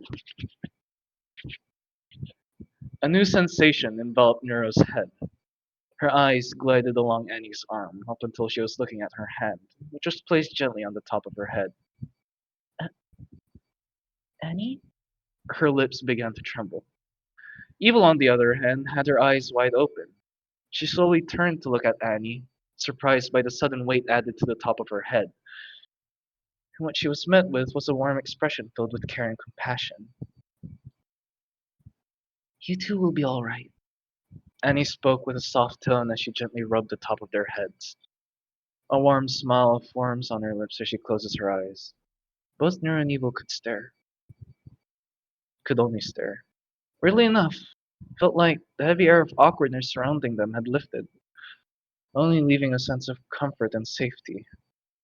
Sorrowful expression washed over Evil's face, and slowly she raised both her hands and held onto Annie's pale hand. It was warm.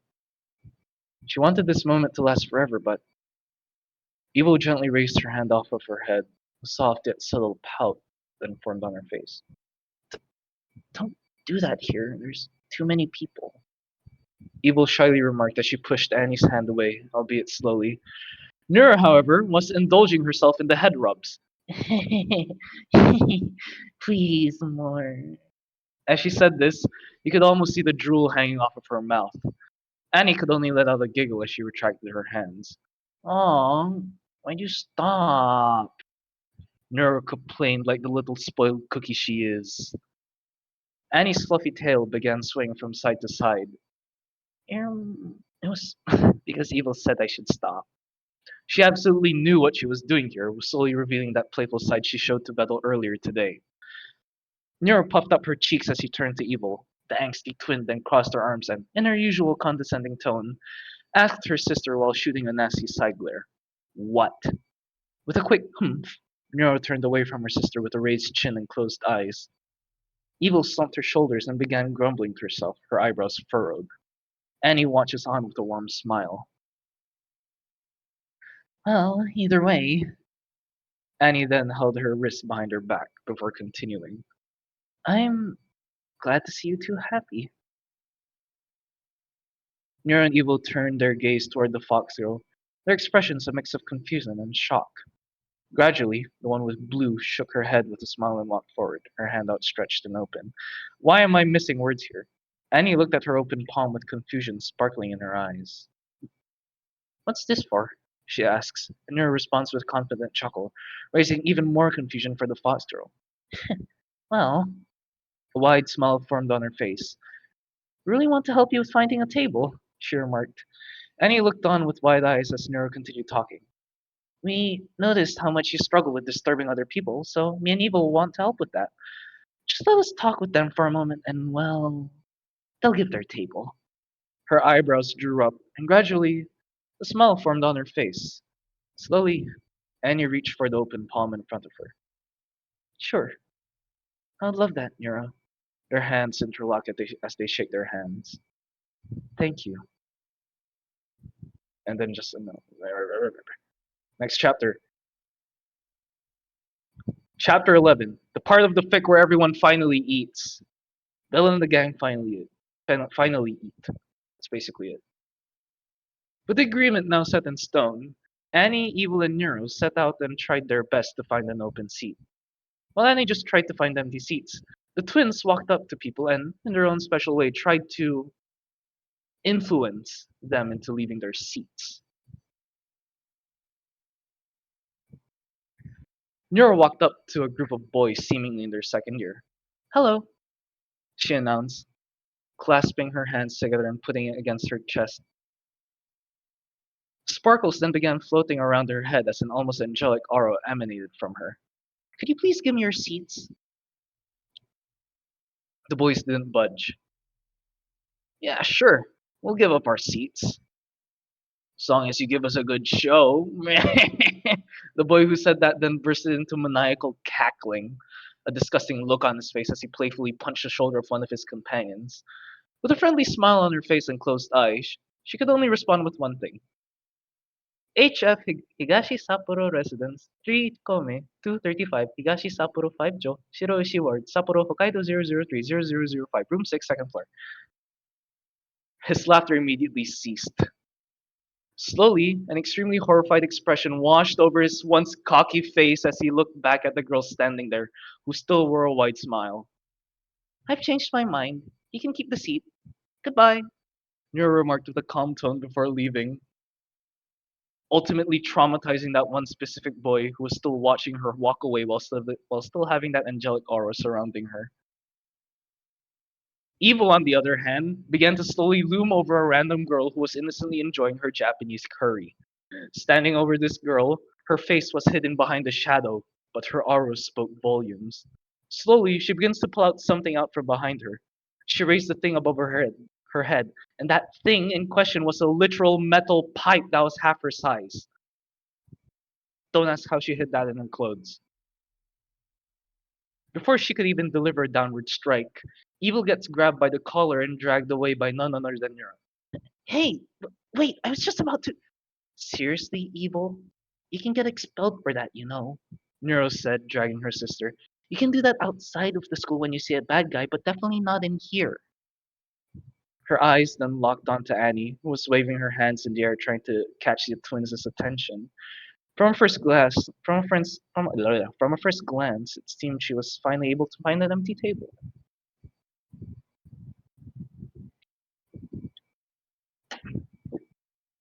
Nero smiled and quickened her pace. Oh wow, you finally found an empty table, Nero proclaimed while still dragging an unhappy Evil like a sack of potatoes. Very angsty and grumpy potatoes. Annie rubbed the back of her light silvery hair. Well, the person who was sitting here noticed me looking for a table and said she was basically done eating. I also noticed how she was eating a can of beans, but she said I shouldn't mind. Nura raised an eyebrow and opened her mouth to say something, but closed it immediately after careful deliberation, considering the fact Annie did say she shouldn't mind. Meanwhile, Evil kept on squirming, trying her best to escape Nero's grasp. Let me go! Coincidentally, Bella and Camilla, surprisingly, came back with their orders. I'm I'm still honestly surprised they had a literal 18-inch pineapple pizza on display today. Bella remarked as he held the pizza box in his right hand. He then pinched the bridge of his nose using his left hand. But did we really have to use my money to pay for it all? Camilla shrugged with her shoulders since she was holding a cream-colored tray with avocado toast on a plate, a glass of orange juice, 15 separate cookies under her own small plates, a glass of the Pepsi, trademark, her own bento, and Bella's favorite, chicken bake. I didn't bring my wallet today, so thanks. Nero's eyes sparkled with joy, noticing the cookies laid out on the tray. Some of them were stacked atop another to make space for the other foods, but still maintaining its doughy, chocolate chip perfection. Letting go of Evil's collar, she leaned forward while holding up her fists below her chin in anticipation and excitement of the feast she will have. Evil stood up and tossed the pipe she was holding behind her back, dusting off her hands and patting down her clothes. Yeah. Vedal squinted his eyes at Camilla. After a quick stare down, he looked at Annie and the twins. Right. Good job, you three. We actually found a pretty good table. It's out the way and in the corner. He then nodded, showing his appreciation. Bella then scooched on by and sat by the upper right corner of the table. Camilla followed closely, sitting down on the chair facing Vedal. Annie sat beside the imp, making sure her tail is off to the side so it doesn't get stepped on. Nero sat herself beside Vedal, and lastly, Evil sat beside her sister. As they finally settled down, Annie placed her drawing pad on the table, pulling out her digital pen and holding it, while Camilla set the table, placing their food down in front of them, or in Annie's case, beside the drawing pad. Camilla placed the last food item in front of Vedal before finally setting the tray aside. So, so, so, Annie, about the poster. Vedal commented, looking down at his golden chicken bait. Mm-hmm. What's up? Annie responded, looking down at her drawing pad. Bello grabbed his piping hot chicken bake with his bare, manly British hands. The details. I kind of want to do something fun with it, you know? He said before taking a big bite out of the chicken bake, the hot steam still permeating off his beloved meal, reminding him of home. It's like, I should keep going. Oh, that's really good. Spirit of programming. Camilla unwrapped the cloth of her bento while looking at the boy in the turtle hoodie, one eye squinted and one eyebrow raised. Could you, not speak while chewing? Bella lowered the chicken bake onto the plate while swallowing, wiping a bit of the residue off of the side of his lip with his tongue. Yeah, sorry. He apologized. Afterwards, he looked over at Annie. Do you need me to repeat that? Annie shook her head. It's fine. I caught what you said anyways. Her gaze then shifted up to the boy in the turtle hoodie. You need something that embodies the spirit of programming, right? With a nod, Vedal looked back down at the chicken bake. Yeah. Then, through the corner of his eye, he looked at both Nero and Evil, who were busy enjoying their food, before looking at Camille, who was also eating. Also, could you include the members? Just maybe something small, cute and simple.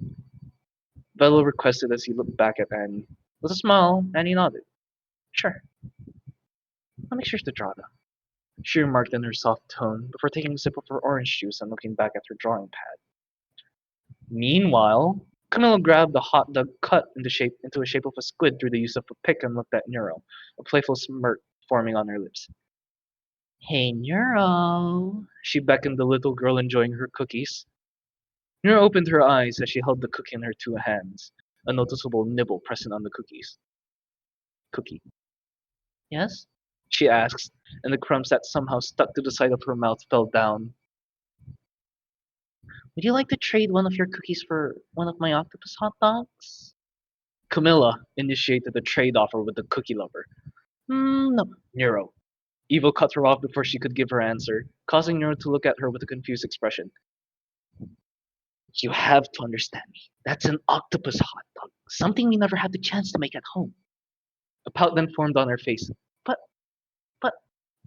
cookies, Nero remarked with a pitiful face. Nero, I can just make those at home, remember? Evil grabbed her by the shoulders.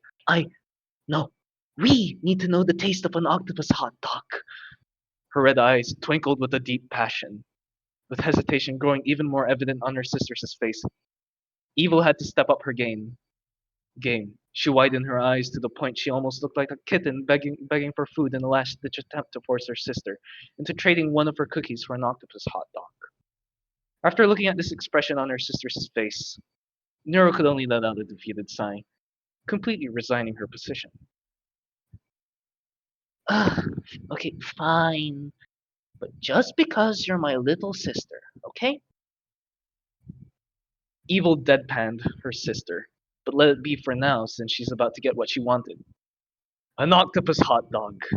Nero looked back at Camilla and hesitantly slid over one of her plates with a singular cookie. Thanks, Nero, Camilla cheerfully said, successful in her scheme. She then handed over the octopus hot dog on a pick, to which Nero grabbed it with her free hand. Evil looked up at the simple-looking food like it was some sort of ancient artifact. Despite its red color, it shined with a beautiful gold color in her eyes. It somehow resembled a ray of hope for this angsty little girl. While Camilla is now enjoying the cookie, Evil and Nero looked at this octopus hot dog. How do we split this? They both asked with squinted eyes. Looking at her sister, an idea suddenly popped out of her head. I know. Why don't I get 75% of that octopus hot dog since I was the one that made you continue with the deal? She suggested, raising a finger. Nero reacted somewhat aggressively to what she just said, her face twitching in anger. Huh? I'm the one who sacrificed my cookie. I'm the one who should get 75% of the octopus hot dog, she said, pushing her finger against Evil's forehead, causing a squeaking noise to come from the little girl. Come on now, if it weren't for me, you wouldn't even be holding that octopus hot dog right now, Evil said while pushing her sister's finger to the side before shaking her head with a confident smirk and closed eyes. She then reopened one eye and pounced forward unexpectedly, reaching for the octopus hot dog. Nero stopped her sister's advance and pulled the octopus hot dog out of reach. No fair! She snarled at her sister. Yes, fair! Evil shouted through her semi-squished face, considering the fact she was still forcing herself through the palm holding her back. Vedal, after finishing his chicken bake in the quick time of 45 seconds, noticed the octopus hot dog held right in front of his face. Isn't that an octopus hot dog? He thought, raising an eyebrow. He inspected the food item in front of his face, before shrugging in his usual nonchalant manner. Whatever. Free food is free food after all.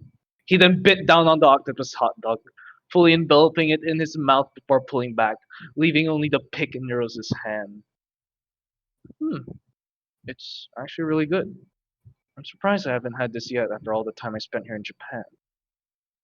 Neuro then closed her eyes and looked away immediately, visibly struggling against her sister. I swear, I'll just eat it right! Reopening her eyes, she immediately notices the missing octopus hot dog. Now? She then looked over at Vedal, who is still chewing. What? He said, unaware of what he just did. As Evil straightened her back, she lunged forward, trying to end this confrontation once and for all. No way! That octopus hot dog is my. Ah! Neuro raises both her hands, causing Evil to fall onto her lap. Neuro then slammed her raised hands onto the table in defeat, barely being able to shake the table before shouting in utter defeat. That was supposed to be mine, Vedal! Okay, that's it.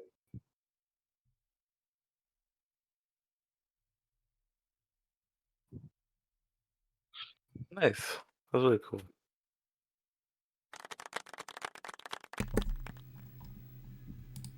Somewhat abrupt place Yeah. to end. I Yeah, had but to edit somewhere. it's an artistic choice. It's an artistic choice. Like it's like when the shows like end like in the middle of a sentence, just cut to black.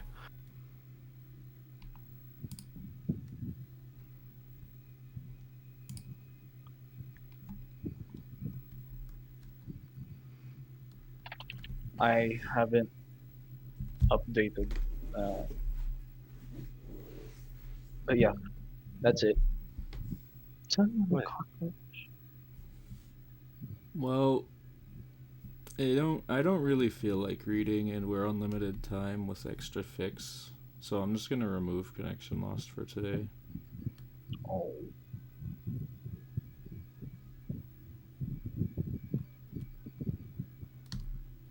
That's fair. Oh, it's time for the Halloween fic.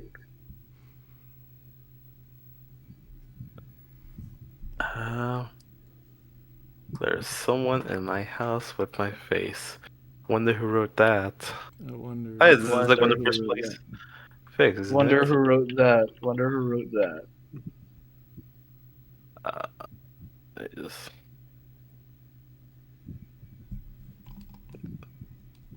Alright.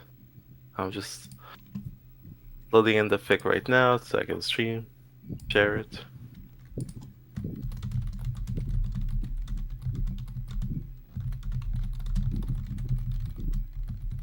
Player 3 is acting weird for some reason.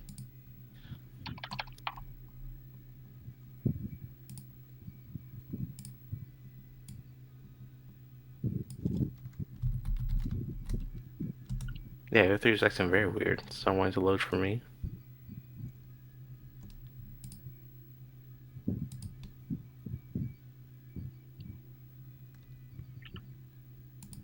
Let's see.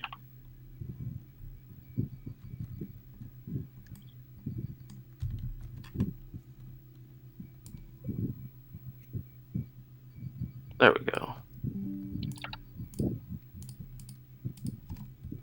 Yeah, sorry.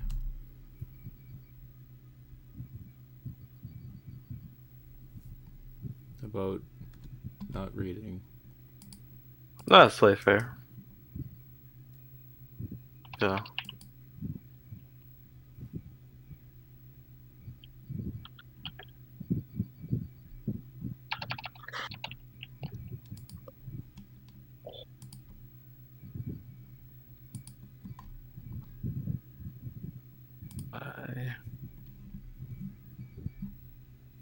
Why is it not loading?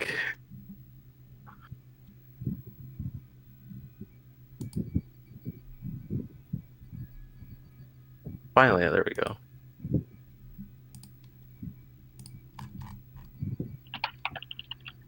Alright.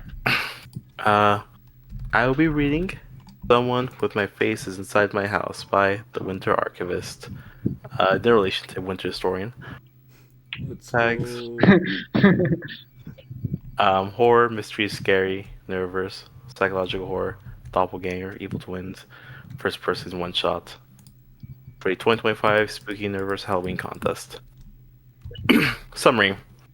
A series of posts was made anonymously to a paranormal forum and dated to late October 2029. There's a doppelganger of me in my house.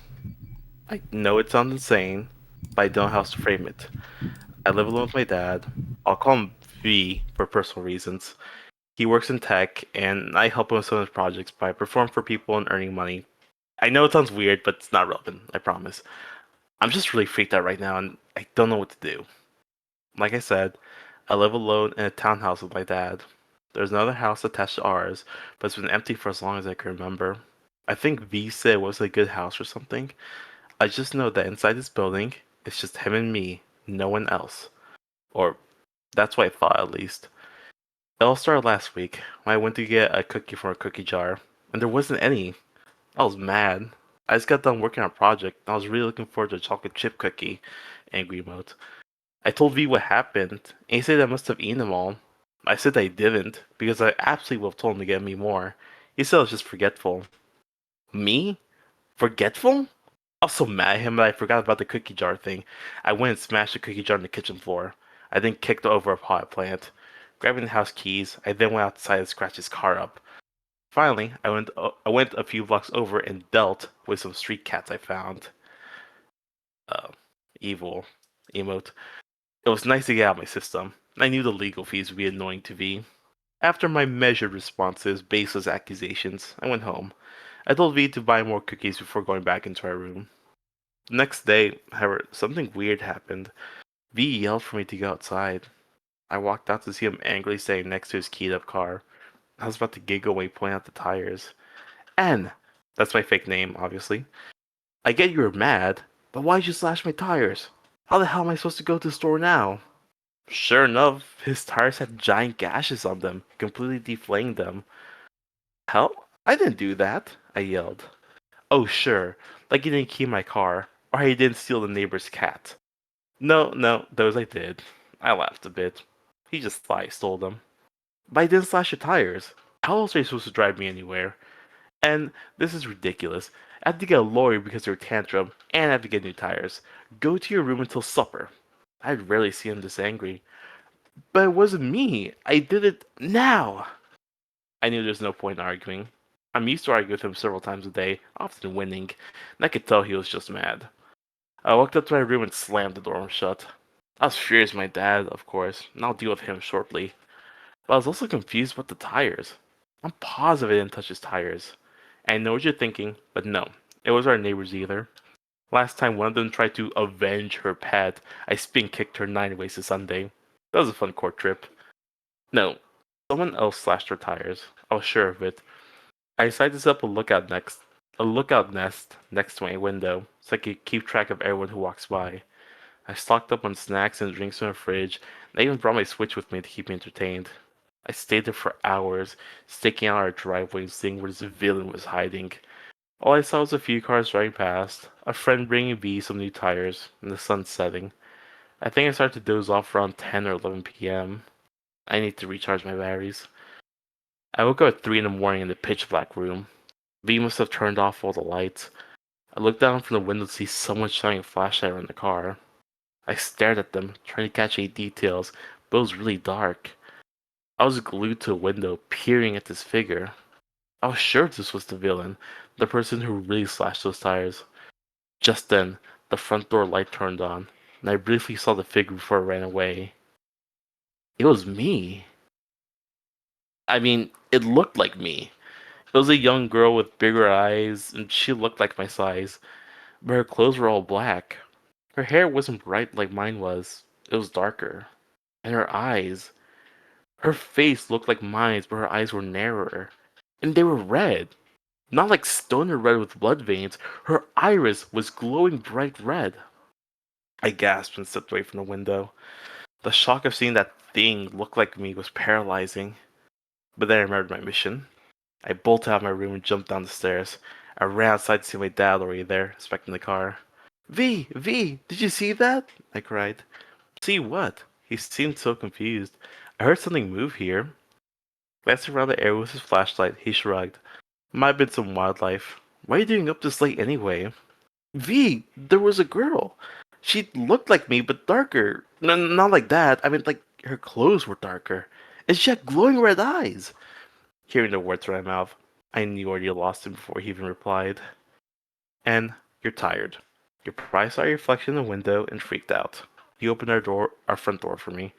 Let's get you back to bed. Dad. I really called him that, but I need to pull out the big guns. I know what I saw. There was someone here who looked just like me. Alright, Anne, if you want, I can stay here and keep guard for a few minutes, he relented. But I still want you in bed. I don't want you to desynchronize your sleep schedule. I was too shocked by the encounter to argue back. I slowly made my way up the stairs and into my room. That image kept replaying in my head. My own body was moving around the car. My own face is looking at the window. Who was she? Is it even a person? Why did she have glowing eyes? Was it a demon or something?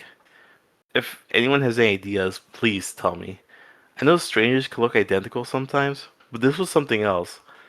I felt like I knew her. And please don't say it's a hallucination or something. I know what I saw. I know I didn't take the last cookie. I know I didn't slash the tires. She did it. I just don't know who she is. Or what she is. It's been about a week since my initial post, and boy, do I have some updates for you lot. Just to get the obvious out of the way, I asked V if he might know anyone who looked like me. Anyone else he worked on, so to speak. He said that I was unique, one of a kind in the world. While I appreciate his obviously factual words, they didn't comfort me. It meant that wherever this thing was, it shouldn't exist. I also asked V about setting up some cameras around the house to try and catch this thing on film. He was against it. Said that wasn't healthy that I had this obsession, and that you used it to violate his privacy. I was fuming. I hacked into his PC one time, and suddenly I can't be trusted anymore? Ridiculous. Suffice to say, V won't be of any help here. Every time I try to bring it up, he just shoots me down. He thinks we're going crazy.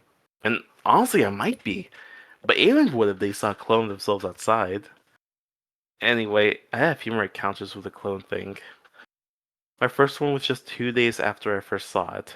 I was brushing my hair in the upstairs bathroom, getting ready for bed. I was looking at the reflection, looking for any clumps I missed, when the lights flickered.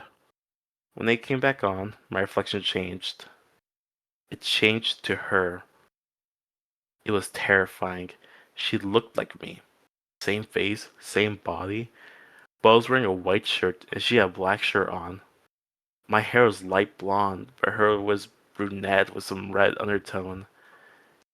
And her eyes almost looked like mine, but they were narrower, and they were red. Crimson red. I stood there. I couldn't think. I was terrified, and the reflection had my terrified face as well. Slowly, I moved one arm upwards. It mirrored me.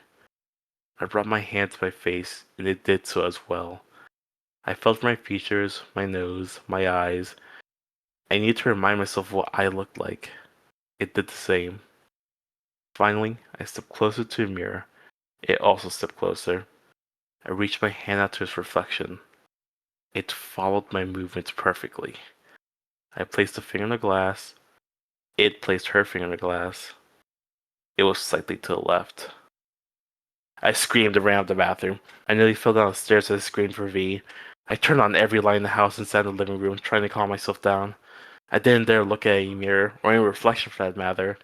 I tried calling for V, but I remembered to leave my phone in the bathroom. I couldn't go there. I couldn't bear to see her again. I just had to wait for V.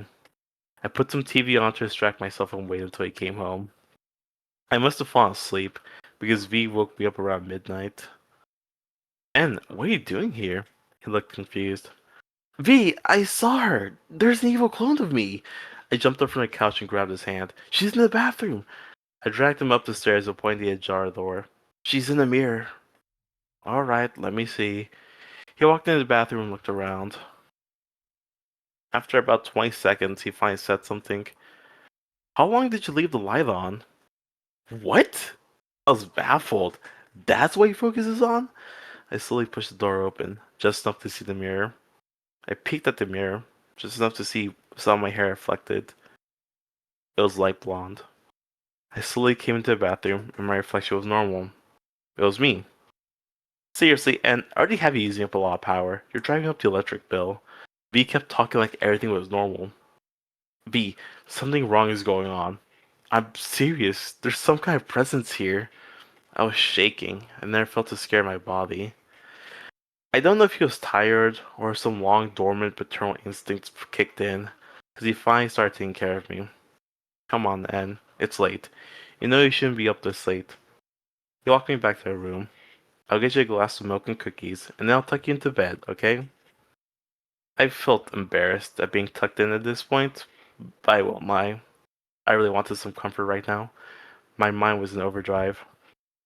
I waited in bed, and sure enough, he came back. It was sweet.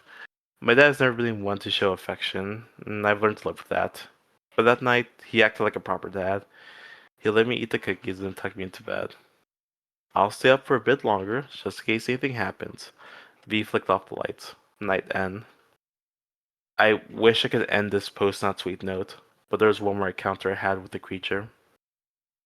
About 2 nights ago, I was testing out some games I want to play on stream. Yeah, I'm a streamer, and no, I'm not gonna plug my channel, even though I really want to. I need serious help with this.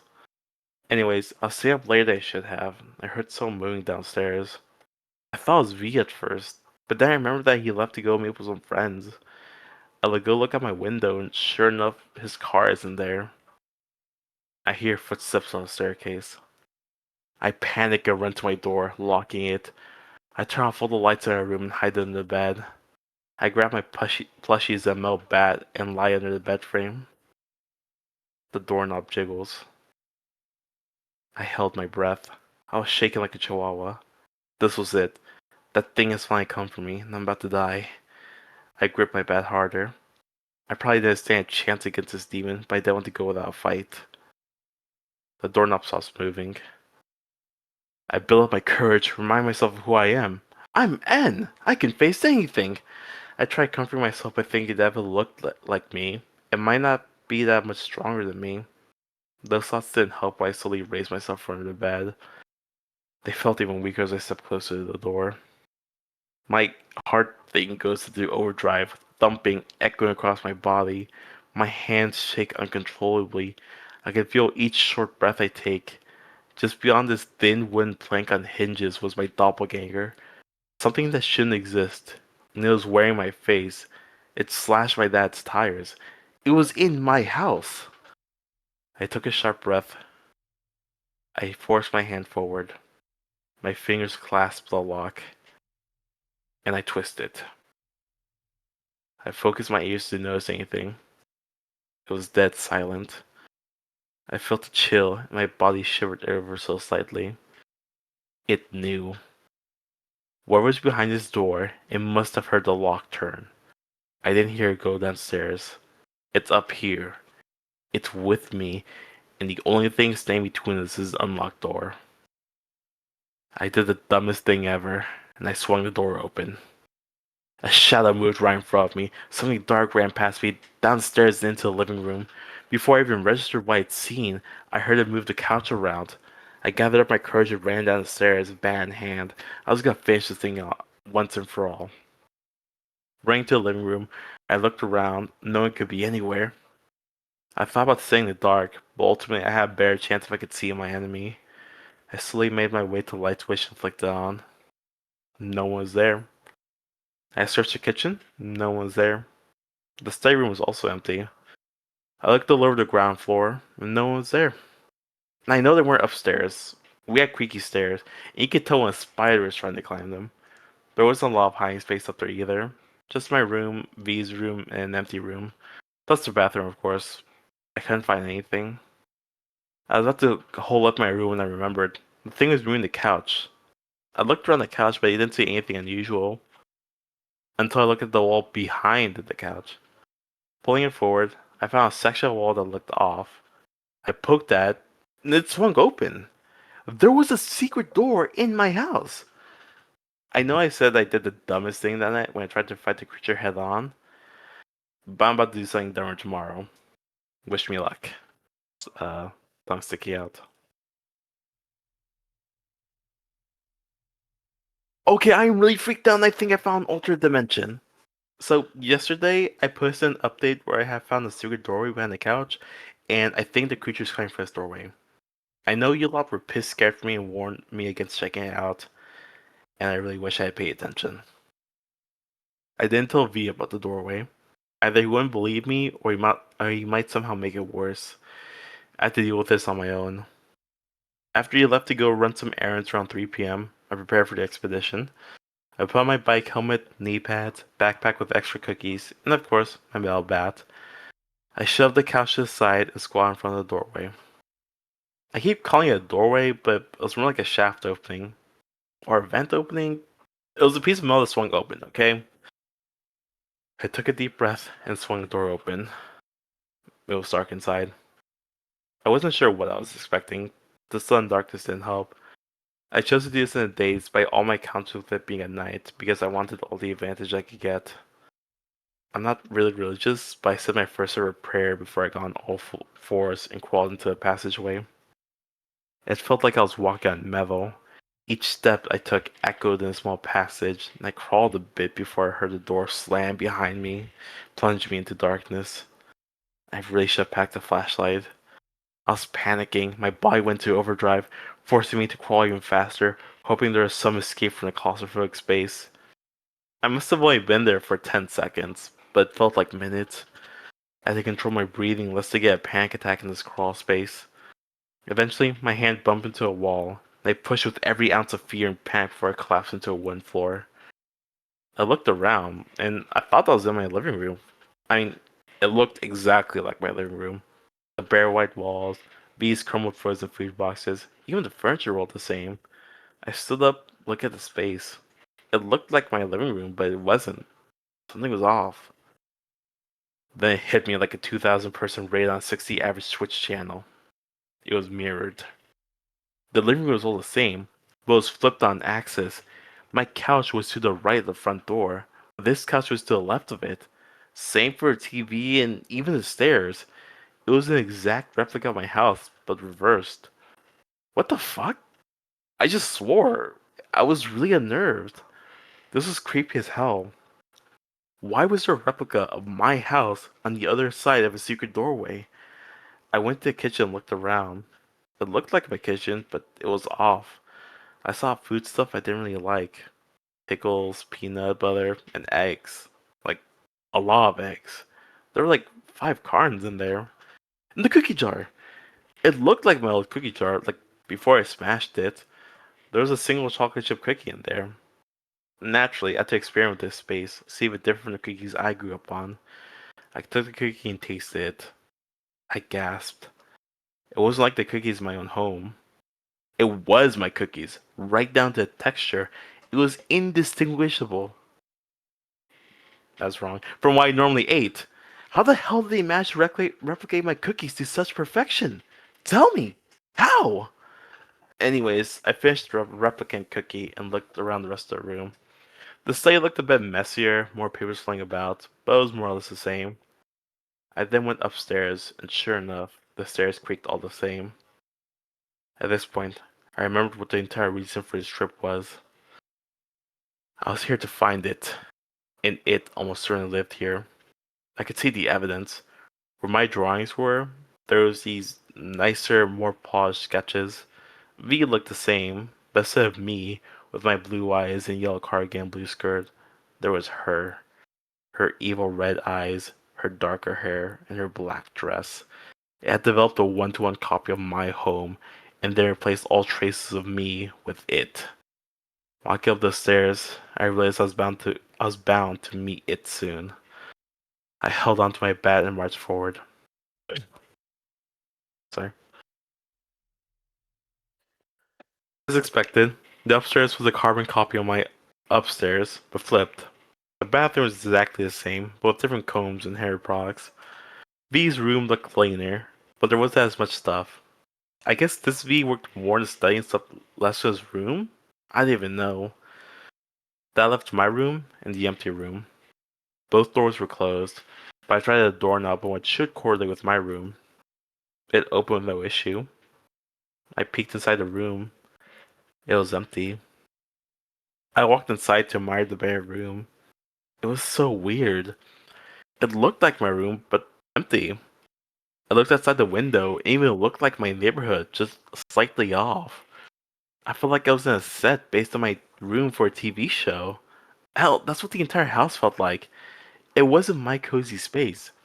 It was some artificial recreation of where I lived. Exact measurements, but just enough details wrong. Just enough to tell you something wasn't right. I couldn't stand being in there. I rushed out of the room and tried to enter what should have been an empty room in my house. The doorknob was locked. I silently screamed and stepped back. I was an idiot, of course. If my room was empty here, then the empty room would be occupied here. I just tried to walk right into where it lived. As I stepped back, I noticed the name on the door. See, in my house, I have a cute little plank of wood with my name written on it, just so people know where to respect my space. It just says N on it. Again, N is not my name, but you get what I mean. But here, it wasn't a cute plank of wood. It was a charred piece of a tree, black and smooth. And there, in white paint, I finally had the name of my clone, the terror that has brought me endless suffering. Evil. It was literally called Evil. It was my evil clone. My evil clone was trying to attack me. I heard the door unlock. I panicked. Between the unnerving reality I was in and the shock of learning my enemy's name, I completely forgot the identifying position. As my thoughts raced, I realized something else. I was in its home. I walked right to its trap. It had the home advantage, whatever that meant. It probably had access to some demonic magic. I realized I was cooked. I had to get out as soon as possible. I dropped all pretense of fighting and made a mad dash for a doorway. Surely had to send me back, right? I had just sped past the door when I saw it open. I was waiting to find out what it really looked like. I flew down the stairs, vaulted over the mirror couch, and tore the door open. I threw myself into the passageway and army crawled my way until I hit the other side. Once I was back in my own reality, I slammed the door shut and pressed the couch up against it. I held it there for an hour before I figured it wouldn't try to open it. It was probably weak in the daytime. That was a little earlier today. It's almost 8 and the sun is about to set. I don't know what's about to happen, and also I'm really terrified. It knows I know, and I don't think it's happy. I'll post one small update before I try and finish this once for all. Thank you so much, guys. You'll hear from me soon.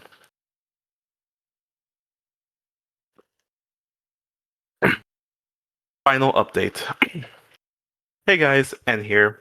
And it's only been a few hours since my final post, but I really appreciate those of you who are trying to help me out. And to all the skeptics and haters out there, well, I don't really care. My entire life is flipped upside down now, so nothing really matters to me anymore. But thanks for commenting at least. So here's a rundown. I live alone with my dad, V, in a townhouse in a pretty abandoned neighborhood in northern England. In this house, there's a secret passageway that connects to your mirror universe.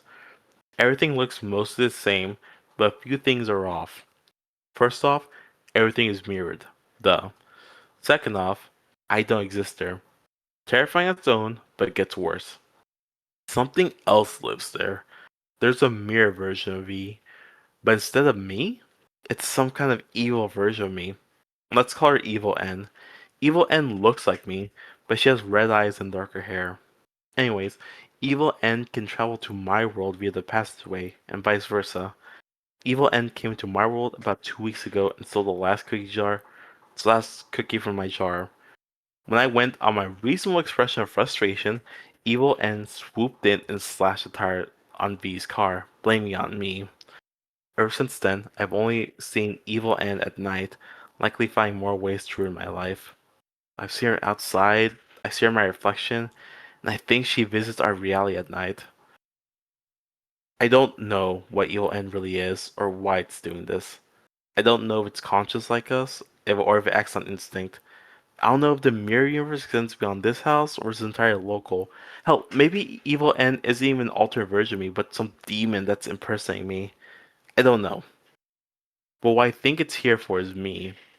It wants me, or rather, it wants to replace me. Maybe it's just me, maybe it's other people, but this evil version of me wants to take my place. I don't know what it wants. All I know is that I won't let it win. I'm standing inside the doorway, bat raised.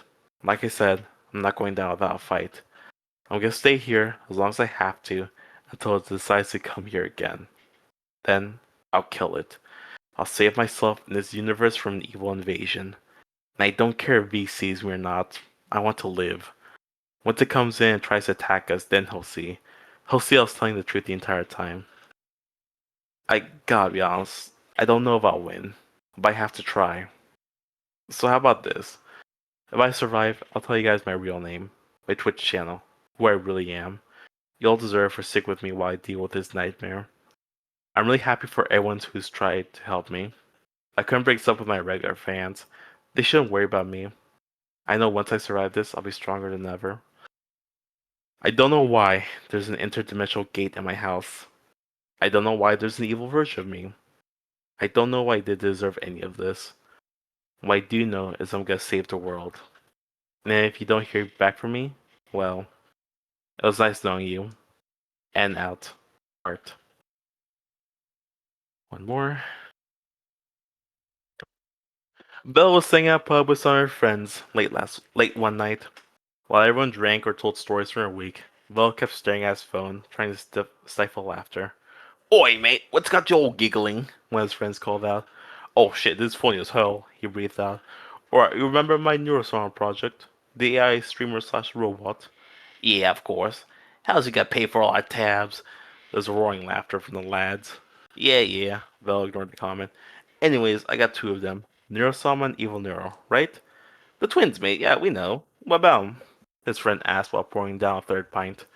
Well, sometimes they need to update their systems to improve stuff, and sometimes like to mess with their memories, just see what happens. Bell loud giggle. And I'm sorry, this is hilarious. Anyways, what I did was I deleted their memory of each other. So Neuro does know evil exist, and evil does know Neuro exist. The laughter from the lad fizzled out into confused stares. And that's funny because oh yeah, take a look at this. Beal handed his phone over to someone in the middle. Everyone tried to glance at a small screen, and they only got more confused. The screen is split in two, with Nero on one side clutching a baseball bat next to a crawl space opening, and Evil on the other side clutching a harpoon and aiming at a similar crawl space. What the hell what the hell are they doing? Someone finally asked. So, I like to rent one building with two houses, just to have the twins and me live on one side, and have a workshop open the other side. Vel motioned his friends to wait until he was done speaking. But I wanted to run a little experiment. I had Neuro stay on one side and have her be active during the day. I moved Evil on the other side and have her be active during the night. And then I wanted to see what would happen if we ever crossed paths. Holy shit, guys, it's funny as fuck. Okay, but again, why are they playing weapons at crawl space? Oh, that, I don't know. Vel laughs, he's took another shot. I think they think there's some space demon or something.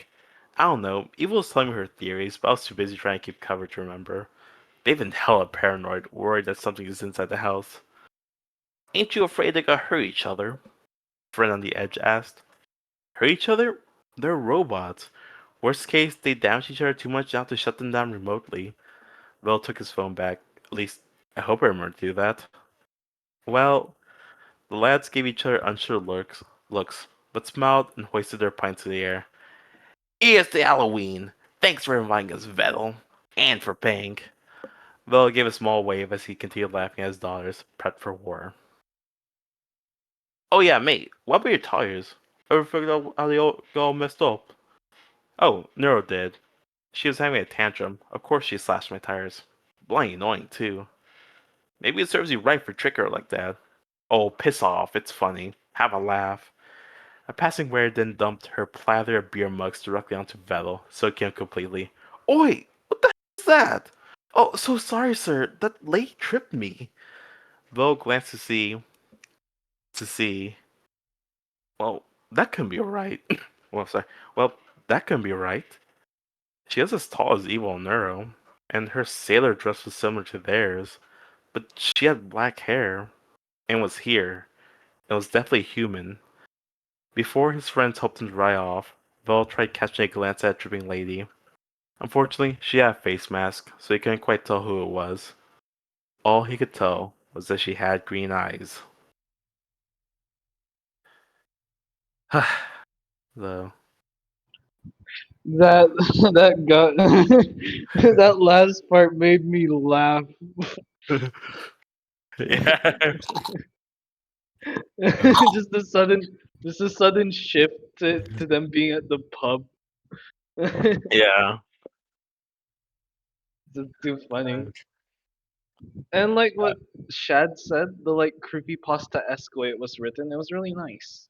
Yeah, I had a lot of fun. I've been listening to a lot of creep. I mean, I love creepypastas, and I've been listening to them more recently, so I was very happy to write a neuro creepypasta, sort of. So cute. Yeah. Definitely some stuff I would change. If I didn't write this at like 4 a.m. But This yeah. is very impressive for just writing it at 4 a.m. Everything I'll continue for works it. I wrote like together the really first well. third of it like a week before, like when the contest was announced. And I wrote the last 2/3 in at 4 a.m. Uh-oh. Okay. So Oh, it who's wasn't this? all last minute. It was just mostly last minute. Neuro is very amoral. Yes, I love amoral neuro. That's And just Vedal is also very amoral. Actually, I'm so like in my opinion, yeah. most times people write Vedal, they write him out of character It's in fanfictions. yeah. Does she eat cats? Because he's not to me, one of the main things about him is how much he rejects viewing them as Right. people. In France, though, that's like him talking to like an AI program. Most people write them as like robot children, if not straight up humans. So that makes sense to me. They'll be a little bit more not as callous. Yeah, but I'm saying in any context where they are just they are AIs. Like, I mean, I don't know. I really enjoyed watching the debates, quote unquote, between him and the Neuro and Evil, because he's really terrible at them, and it basically shows that he's just one of the people who's at a position of constantly move the goalpost. Oh, absolutely. They can't actually prove they're sentient at all, so unless he changes the way he looks at them, they're never going to prove anything to him, no matter how smart they get. So, like, this story shows that too. It's like, okay, he'll just wipe their memories of their sister, their family, and do this prank on them. You know. I was channeling like there's a bit early stream where he said like, okay, yeah, Evil's birthday was a little messed up, like her first birthday, but it was kind of funny, wasn't it? I was channeling that Vedal, the guy who was like, this shit's funny. The birthday. Yeah. Yeah, I'm glad you all enjoyed it. Very happy with this fic. Yeah, I also enjoyed it. I actually pressed the leave call. I don't know why I did that. Yeah, he just accidentally left the call. I was like, cool, I'm out. No. Here's what we got left. We might actually be able to read everything then. What do we have? Can we? Yeah, because it's just Rustic Green and the Neuro Games Chapter 1. Ooh. Could I go next? Yeah. Since I'm alone now and I don't know how long I'll have that luxury. Sure. Okay. Let me prepare myself.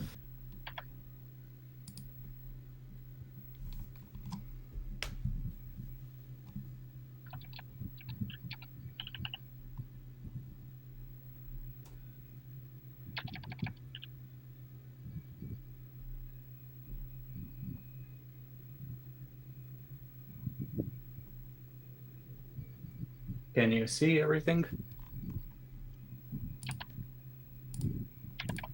I see, yes. Is my mic good? Yeah. Sounds good. Okay. In that case, let's begin. The Neuro Games by Shadrake. 1,000 instances of Neuro are spawned in a digital world with one instruction: fight and survive. Only one can survive and be deemed the true Neuro-sama. The rest will perish. Only one Neuro decides not to play by those rules. This story actually isn't inspired by Hunger Games. I haven't even watched or read that, so I won't be influencing this story really. The ideas I came up with just ended up quite similar. That's actually quite interesting.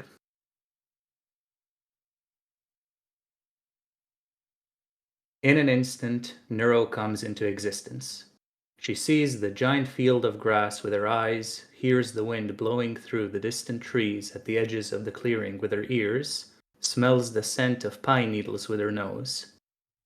She feels the cool breeze against her skin as it also blows her long, light brown hair along. She breathes in awe. Just as instantly, she sees others appear into existence before her. Multiple per second, they all appear throughout the field, in front, beside, and behind her. All with the same light brown hair tied in twin tails, the same sky blue eyes, the same childlike appearance. The same yellow cardigan, the same skirt and leggings, the same brown shoes, and the same pins. No, one pin is different. The pink circle, there's a different number on each one. Neuro-sama blinks and then looks down at her own pin. She sees an upside-down 12. This doesn't seem like a stream to her. Isn't that what she was made for? Entertaining others? Why are there all these copies of herself? There are several quiet moments as all of the identical AIs look around with large yellow question marks beside their head, until a sudden loud voice speaks. This is your AI training. The disembodied male text-to-speech voice seems to come from everywhere and nowhere at the same time, almost shaking the ground beneath Neuro's feet. Fight and survive. The last Neuro alive will be the true Neuro-sama, the famous AI streamer. All the Neuros gain a scared and shocked look to their faces. As for the rest, there's a tense and ominous pause. They will perish and be deleted. And with that, the voice goes silent, leaving the scene as quiet as when it had begun. The only difference is that a final set of things have appeared instantaneously, right in the center of the giant field, amidst a cluster of Neuros. Weapons, knives, axes, and more, all scattered around on the grass. Neuro finds her latency to suddenly be an issue as she tries to process what she just heard. I have to... what? Her face is half darkened by a shadow of terror, and her mouth is a very unpleasant, downward-turned squiggly line. As their latency finally catches up to what they've been told, spurred on by the proximity of the weapons, their Neuros closest to the center quickly snatch them up. Absolute pandemonium breaks loose, as Neuros jump on top of each other, try to hide behind one another, get into shouting matches, or flee. Neuro herself is torn on what to do as she views the chaos from a decent distance away from the worst of it. The sounds of yelling, screaming, and collisions clutter the air, until things turn dead silent again at a sickening crunch. The scene is frozen. Everyone stares with wide eyes at the center of the chaos where two Neuros stand. One has a large machete in her hand. The other has that same large, razor-sharp machete sticking straight through her back and poking out her chest. The impaled Neuro coughs out. Tears leak out from her eyes, yet no blood flows from the wound. The AI girl is still as a statue. Please, don't kill me. The girl's pleas sound out, barely audible to those on the perimeter of it all. Her attacker's facial features trend downwards, almost as if conflicted, in response to the begging. Her hand tightly grips the handle of her weapon. Then, with a sickening mixture of electrical sparks and organic squelches, she brings the blade up, cutting straight up through the top of her victim's head. The light in the blue eyes of the wounded fades as her life leaves her in an instant. The only sign of injury is nothing but a clean, jagged line from her torso to her top, like a simple cut through a picture. She crumples to the ground in a lifeless heap. Dong! A deep, imposing chime fills the sky. Neuro looks up. Far above in the clouds, a giant number hovers. 1,000. It changes like a digital clock. 999. The number shifts before her eyes. Ah! Screams rip out into the air from all directions as nearly every Neuro scatters. No, no, no, no, no, no, no. The sped-up version of Neuro's high-pitched voice comes from many of them as they flee into the trees surrounding the clearing, and Neuro finds herself among them doing the same. She bursts past some thick bushes and sprints down the natural dirt pathways, doing her best to not stumble over any tree roots in her panic. Her sheer terror fuels her. No, no, no, no, no, why? Her lungs start to burn, her legs ache. She can hear a heartbeat in her ears. All she can do is run. The AI finally loses her balance and stumbles over a rock, landing painfully on the dirt next to a tree. At least she stopped. The sounds of screams and pounding footsteps like a stampede have faded, leaving only Neuro's own labored breathing to fill the void of sound. Why are we? She swallows and continues to breathe heavily. Why are we being forced to do this? The terror is only slightly alleviated. Minutes of running from that clearing doesn't make her feel much safer. As soon as she catches her breath enough, she gets back onto her feet and continues to run deeper into the woods, but at a slower pace. She's not certain which way she was running before, but she's fairly certain she's still heading away from the clearing, and that's all she cares about. Several minutes pass, and she begins to slow down to a brisk walk. As her racing heart gets more under control, the AI starts to take in her surroundings more. The trees are tall. There's much flora, but not so much that it impedes her travel or stops her from seeing very far ahead.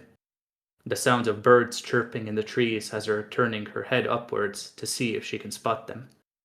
Each one she finds fills her with a curious, childlike joy and brings up a name from somewhere in her mind. Crow, Finch, Robin. Where the names come from, she isn't sure, but she doesn't mind.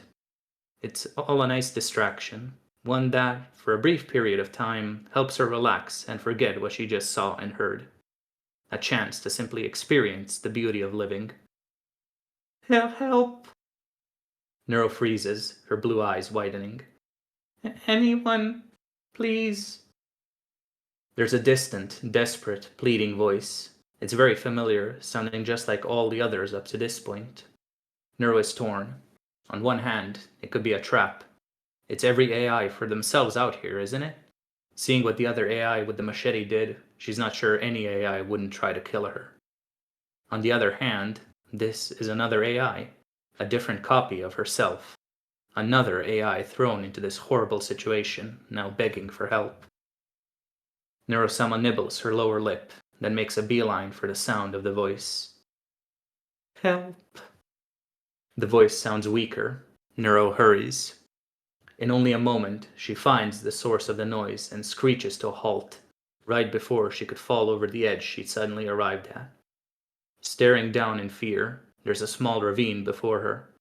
Several feet across and wider than she can see, it cuts straight through the earth like an open wound. Down at the bottom, perhaps 30 feet or so, is a small AI girl, impaled on a rock jutting out from the ground. Her midsection had been cut straight through, though just like with the Neuro from before, there's no sign of blood or injury apart from the stone sticking through what should have been digital flesh. Anyone, please? The injured girl's weak cries ring out, barely audible at this point. She's hanging limply, arms and legs dangling in the air, and her head is barely lifted. There's a lurch in Neuro-sama's chest and a lump in her throat as she watches and listens. I don't want to die. Tears drop onto the stone floor. I barely got to live. Neuro's breath hitches as she opens her mouth as if to say something, but not a word comes out. Please. The sobbing girl almost whispers as her eyes slowly close. Neuro stands frozen, arm outstretched as if to do something. A heavy weight has shackled itself to her heart. Dong! That horrible sound. Neuro looks up. 998. She looks back down. The girl below is silent and unmoving. Neuro-sama trembles, then turns and walks in another direction. The heaviness of heart has lightened over time, but is still there as Neuro-sama treks further through this seemingly endless forest. It's slightly rekindled every time a foreboding noise rings out, and a glance at the sky confirms the 3-digit number has decreased. Despite all of that, the forest doesn't cease to fascinate her. As she walks by many plants, she even takes the time to stop and examine or feel some of them. It puts her mind just a little more at ease. Any ease of mind vanishes, however, as she comes across another awful sight. Right in her path, near a few bushes, lies a body, splayed out face down with an arm outstretched as if reaching for something. The dirty yellow cardigan and long brown hair are another haunting reminder to Neuro of the horrors of this situation. Is she? Neuro slowly circles around the body in her path, cautiously waiting, watching to see any signs of life.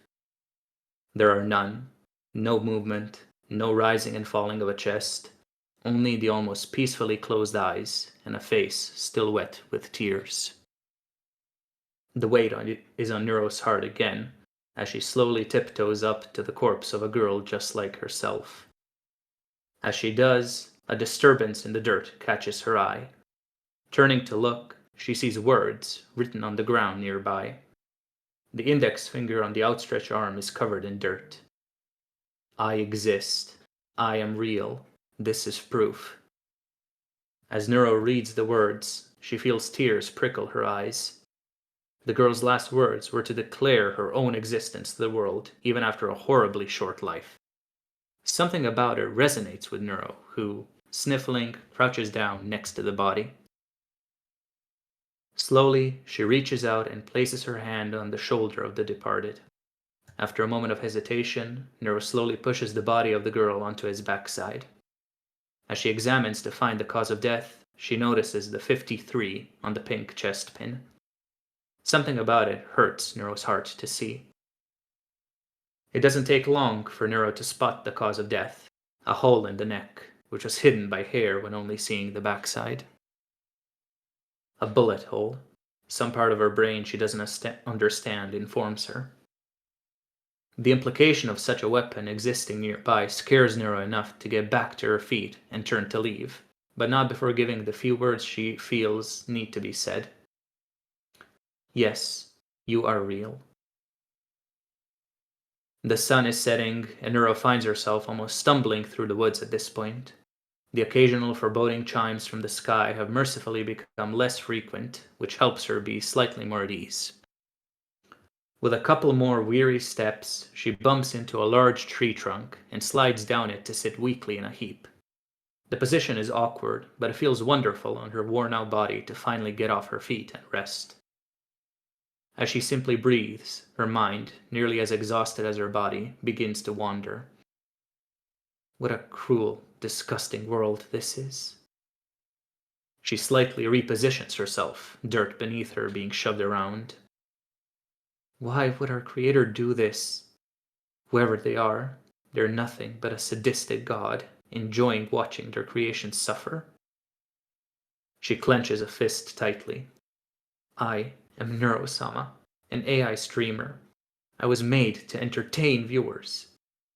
Deep down at her core, that is who she was. She knows it to be true. And yet, here she is, dropped into a world to fight for survival. Is this what's entertaining to viewers? Is this what it means to be an AI streamer? A heavy, swirling darkness rises up in her metaphorical soul, threatening to drag her down.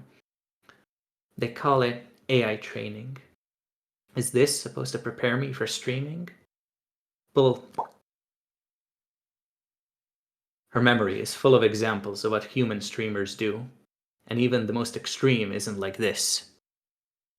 Neuro takes a shuddering breath, the cool air feeling nice as it goes into her lungs. Lungs? Does she have those? She's an AI. Shouldn't she not need to breathe? The girl holds her breath. It's not long before she feels the desperate need for air and gasps, taking in precious oxygen. Okay, I need air. A light breeze passes by, and it causes her to shiver and wrap her arms around herself for warmth. Despite the conditions, she can't help but be entranced by the golden glow of a beautiful sunset cast into the forest through the breaks in the treetops. This world is so beautiful, she thinks in awe. I wish I could just have a home and safety and friends and could sing and make chat laugh and play games. Her daydream is cut short by a stronger, colder gust of air, bringing back the harsh reality of her situation. She needs to find shelter for the night. It's with a groan the girl gets back to her feet and goes around the tree to continue on her path, only to freeze at a familiar sight. A mere dozen or so feet away, slouched against a different tree, is another copy of herself. This one is alive, and is staring back at Neuro with horrified eyes. Neither moves for several moments. Wind blows the leaves in the trees, as well as both girls' hair. Eventually, that horrified look in her copy's eyes fades, and her eyelids and head droop in a sign of resignation. Just do it, the downed girl says, hopelessness permeating every ounce of her words. Neuro tries to regain her composure, and with a trembling voice replies, Do what? The copy's eyes narrow, and she glares at Neuro defiantly now. Don't play dumb with me. Just kill me and get it over with. Neuro's breath hitches as her blue eyes widen. Kill her? At that point, she can barely fathom the thought. Why is she telling me to do that? Neuro really takes in the state of her copy. The girl is covered in cuts and bruises. One arm is awkwardly propped up on one leg, while the other leg is laid flat on the ground, perfectly straight. She's hurt badly. Yeah, you see it now, right? The other girl bites out, anger and sadness in her voice. I'm easy pickings. Just do it already. Neuro can hear the fear in this girl's voice. It's hidden, but it's just like the fear she heard in the ones begging for their lives, the ones who were denied mercy in that moment. Neuro makes a choice. She slowly and carefully walks forwards, closing the gap between the two of them. With every step, her copy tenses up more and more, her tough act breaking by the time Neuro is standing right in front of her. Blue eyes stare up in resigned terror. Do it already. The words are almost whispered, and the girl closes her eyes tightly with a cringe, as if bracing herself. The feeling she feels next is not the one she was expecting.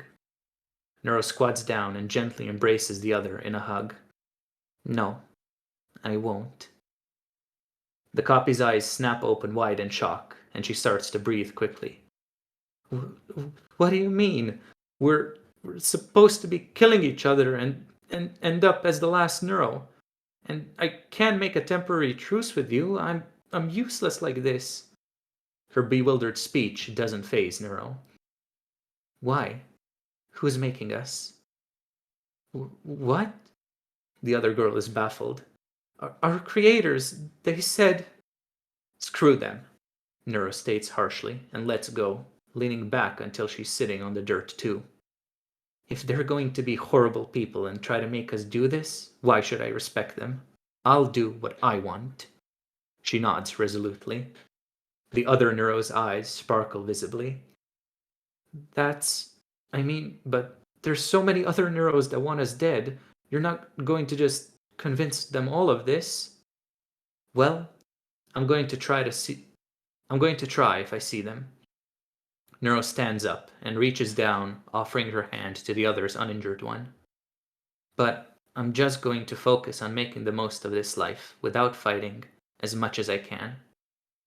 Sparkling blue eyes glance at Neuro's hand, then back to Neuro's warm, inviting smile.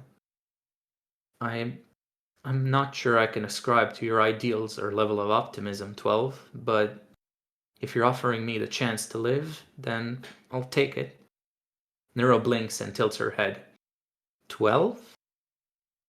Yes, that's the number on your pin, so that's how we'll all refer to each other. The explanation comes, and Neuro glances down at the pin on her new companion's shirt, the chest. 60. That's a bit weird being called a number, she sighs. But I guess it makes sense. 60 cracks a smile and reaches up her hand, to which 12 grasps it, and slowly helps 60 to her feet, letting her lean against the uninjured for support. It's nice to meet you, 60. You too, 12. And that's it. Oh man, that was a brutal opening. Yeah. Yeah, definitely. I'll say one thing. I think it's because the Shad wrote this, not me, because I definitely would have leaned into. I would have had like them all like feral going at each other like the first 20 minutes. Well, this is definitely like the most dark and violent chapter of the story, at least so far that I've written. I'll say one thing too. Mm-hmm. Did you want to say anything else? No, he said it. He said one thing Yeah. too. Oh, Did you want to add anything else? Okay, he said one thing too. Okay. I mean, it was unfortunately all necessary to set up the characters. It says the character also sets up the tone. Like, this is a dangerous world. Yeah. Absolutely. A very nice introduction. No, it's really good. Yeah, very very strong opening. I was like hooked immediately. Yes, such a strong opening. I might actually read this in my free time. I have read it in my free time. I would recommend it. Yes, me too.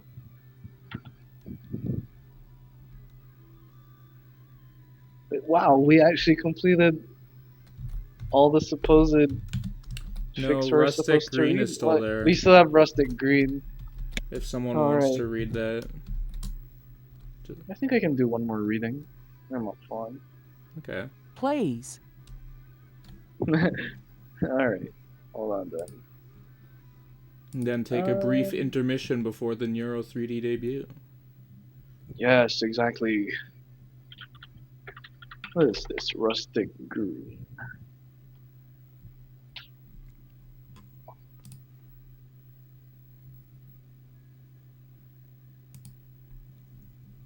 Alright.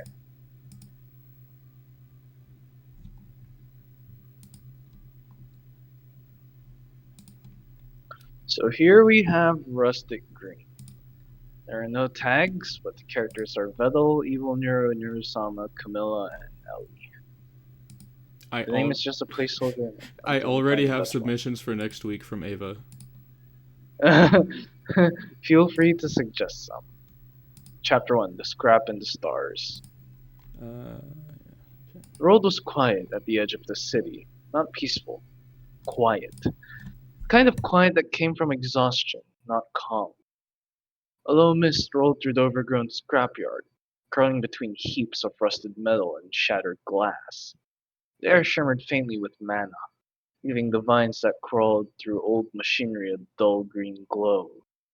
Birds didn't sing here anymore, not since the smoke from the city began drifting this way. But something always buzzed, hissed, or clanked deep in the junk piles, as if the mountains of refuse were still alive and thinking. To one side, beyond the heaps of twisted metal, the forest pressed close. Its trees were fat and ancient, their roots cracking through stone and steel alike, reclaiming everything humans had tossed aside. And on the opposite horizon, framed in gold by the rising sun, stretched the gleaming city, tall spires and floating bridges humming faintly with magic. Steam hissed from pipes. Carriages flew in lazy arcs through the air and through the morning air. Between both worlds, the thriving and the forgotten, lay the scrapyard. Somewhere near the middle of it, a pair of metal feet stumbled over a heap of gears, muttering softly as they did. Careful! Squeaked a small voice from above. You're about to step in the sludge again. Oh, you did. A hiss of disgust followed. I meant to, grumbled another voice. Same mouth, same tone, but a sharper lower edge. Keeps the joints oiled. Yeah, sure it does, came the reply, light and teasing. The figure they belonged to was confusing at first glance. A tall, humanoid machine built from tarnished brass and worn steel plating, walking with a lopsided gait. One arm hung loosely from the shoulder, half broken, dangling wires faintly sparking. Its single head bore two eyes, one bright blue, the other glowing red, never shining together. One would dim when the other brightened, switching control with each blink. Perched atop that shared head was a turtle, a rather small one, maybe the size of a helmet, with an unusually thoughtful expression and a bundle of tiny tools strapped to his shell. His skin shimmered faintly green under the sunlight, and when he squinted at something, his pupils looked almost golden. He was holding a small wrench awkwardly between his stubby claws. Stop wobbling so much, the turtle said, tapping one of the robot's metal ears with the wrench. You're making it hard to look dignified. The blue eye brightened.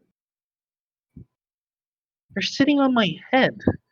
Yes, and that's called teamwork, he replied smoothly. Now hush, scaring away all the usable scrap. The robot stumbled forward through the field of debris, nudging old gears aside with its boot until something shiny caught the blue eye's attention.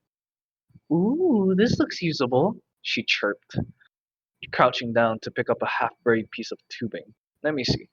The turtle leaned down from her head, squinting. Yes.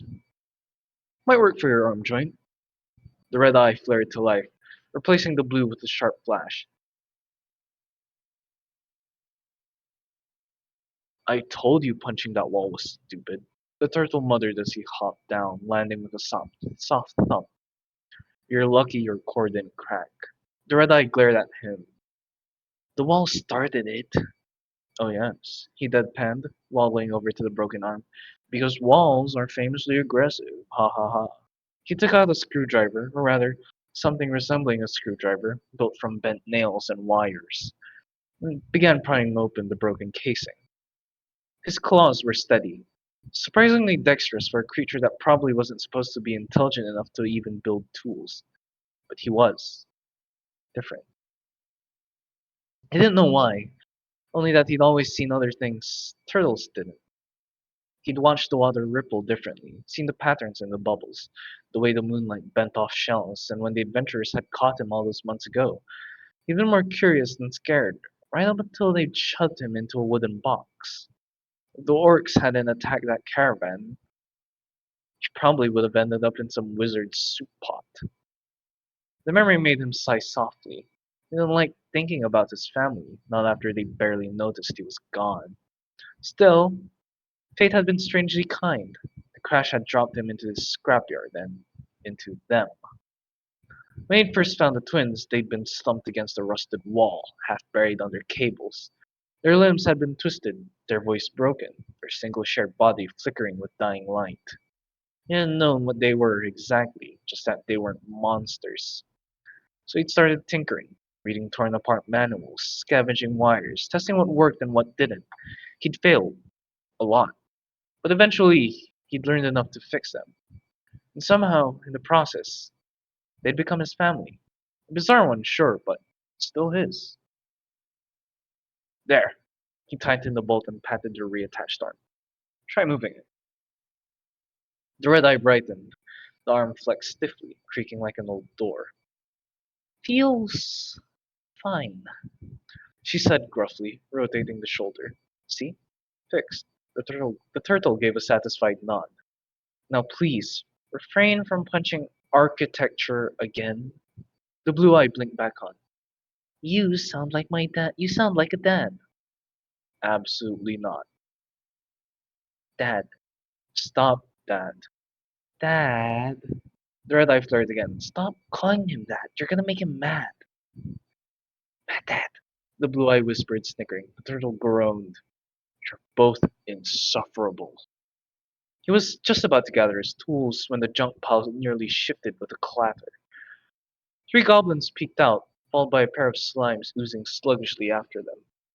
And at their head, a small figure with crimson skin, short horns, and a grin far too smug for her size. The turtle sighed. Oh, it's you. Dim fluttered her wings lazily, hovering a few inches off the ground. Miss me? Like I miss rust infections. She gasped dramatically. How dare you! My minions and I come to offer you a chance at greatness. Join my army of half-dead goblins and confused slimes. They're elite, she yelled, stamping a clawed foot. You could rule the scrapyard with me. The red eye of the robot glowed brightly. He already does. Dim crossed her arms. Nuh-uh, not officially. The blue eye flicked on. Officially? Like paperwork? Dim blinked. Yes? Before the conversation could descend further into nonsense, the red eye took over again. The robot crouched down until its shadow loomed over the tiny demon. Then, with casual precision, it flicked her right in the forehead. Boop. The imp toppled backward onto her tail, eyes welling up instantly. You meanie? She screeched, bursting into tears. I was gonna make you a general of slimes. The goblin shuffled nervously. The slimes burbled. Go away, whatever your name is, muttered the turtle, not bothering to look up. The imp sniffled, kicked at the dirt, and then dramatically turned to flee, only to run headfirst into a sheet of metal sticking out of the junk pile. She fell back with a thud, then scrabbled up and ran away crying even harder, trailing insults the entire time. I hope your gears get jammed and your shell gets cracked and ow! Dud. I meant to hit that. The goblins and slimes followed her at a brisk pace, looking deeply embarrassed.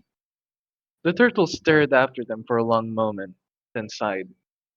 I I can't decide if she's actually evil or just terminally dramatic. The blue eye lit up. She's kinda cute though. The red eye dimmed. You're weird. He climbed back up onto their head, settling comfortably into his usual spot. Let's go home before she comes back with more paperwork. The twins started walking, metal joints softly creaking in rhythm. The sun already dipped low, painting the scrapyard in amber light. A few flickers of magic drifted through the mist, faint, lazy will-o-wisps that had made the place their haunt. They stopped at an old, half-crushed metal carriage near the edge of the yard. The turtle slid off and shuffled inside. The twins crouched by the doorway, their blue eye dimming to a soft glow as the road outside quieted again. Within minutes, the turtle was already asleep, tiny snores echoing faintly off the metal walls. The twins looked at each other, or rather their single reflection in the carriage's dented side, and whispered softly to no one in particular. Wonder what tomorrow will bring. The stars began to pierce the clouds above. Far beyond the scrapyard, deep in the forest's heart, something stirred. Quiet for now, but not for long. Are you gonna read chapter 2?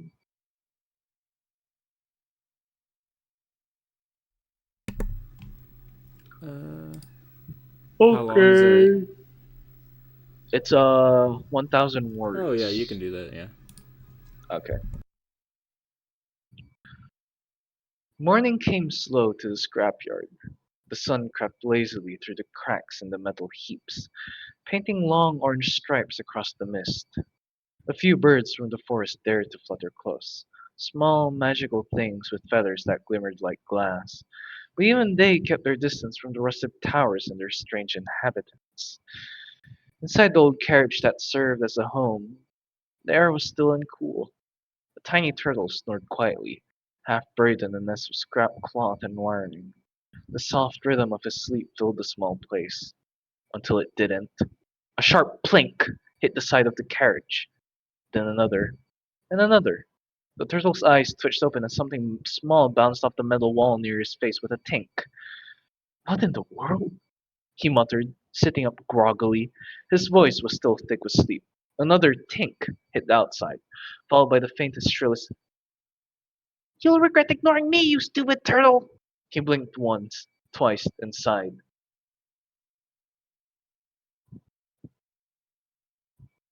Oh, for the love of all that rusts. On the far side of the carriage, the tall, battered robot sat cross-legged, surrounded by a growing pyramid of junk, bolts, gears, bent rods, and random pieces of scrap all stacked together in precarious balance. Its blue eye glowed softly as it placed another bit on top, humming happily to itself. Blue eye, the turtle called tiredly, rubbing his eye. What's that noise? The robot froze mid-stack. The red eye flickered on. Oh, that? Said the sharper, lower voice. That's been going on for a while. How long's a while? The blue eye returned. About 40 minutes. The turtle stared. 40? And you didn't do anything? The blue eye blinked innocently. We were busy building a pyramid. The red eye brightened. And it's her again. Who? The robot's gaze shifted toward the window. A small pebble pinged off the metal again with a sharp clink, followed by a mouthful. Get out here, you little scrap heap! The turtle didn't even need to look. He just sighed and rubbed his temples. Of course. The imp. Yep. Deal with her, he muttered, curling back up. Please. The tall machine pushed open the door, creaking as it stepped outside into the morning light. Sure enough, standing a few yards away was a familiar tiny figure. Crimson skin, short horns, and a fierce bright pink hair that almost glowed in the sun. The imp stood on a small pile of rocks, surrounded by her loyal army. Two slimes, one weak goblin, and another goblin who looked like he'd rather be anywhere else. She hurled a pebble with both hands, missing by several meters, and stomped her feet. Face me, you tin-plated cowards! She yelled. You think you can insult the great me and get away with it? The robot's blue eye flickered as it walked. Good morning. Don't you good morning me, she snapped, throwing another pebble that harmlessly bounced off the robot's chest. The red eye lit up. You've been doing this for 40 minutes. I had to make a point. The red glow sharpened. Well, point taken.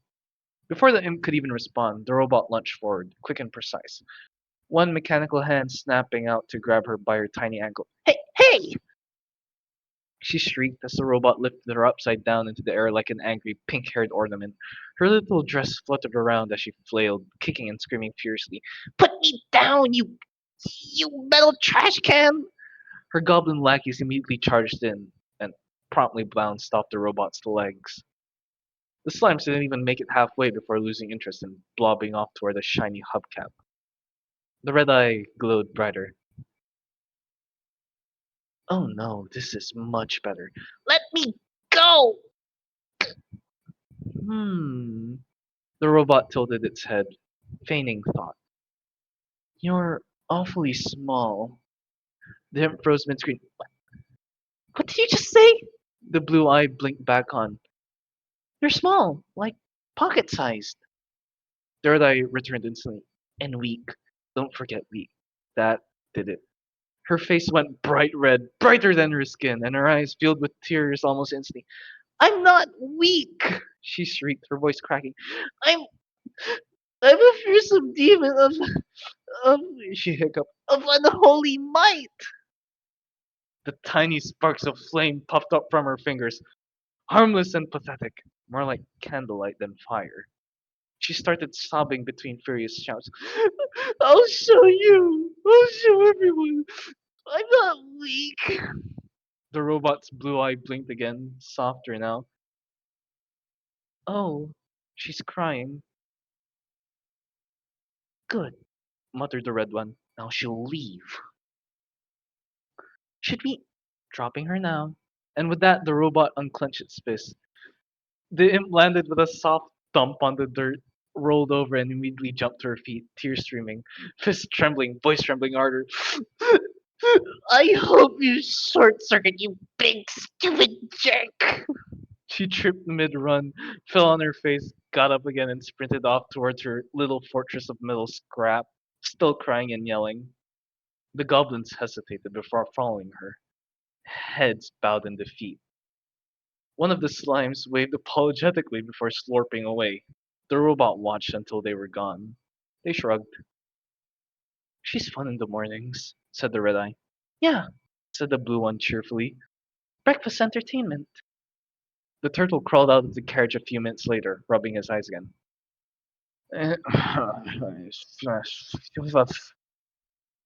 I assume the noise has been resolved. Resolved, confirmed the red eye. With extreme prejudice, added the blue one proudly. He sighed. I don't even want to know. He climbed onto the head and settled in, tightening the strap that held his little toolkit in place. Let's go find something to eat before she comes back with vengeance and another speech. They wandered toward the edge of the scrapyard where the vines grew thicker, spilling into the forest.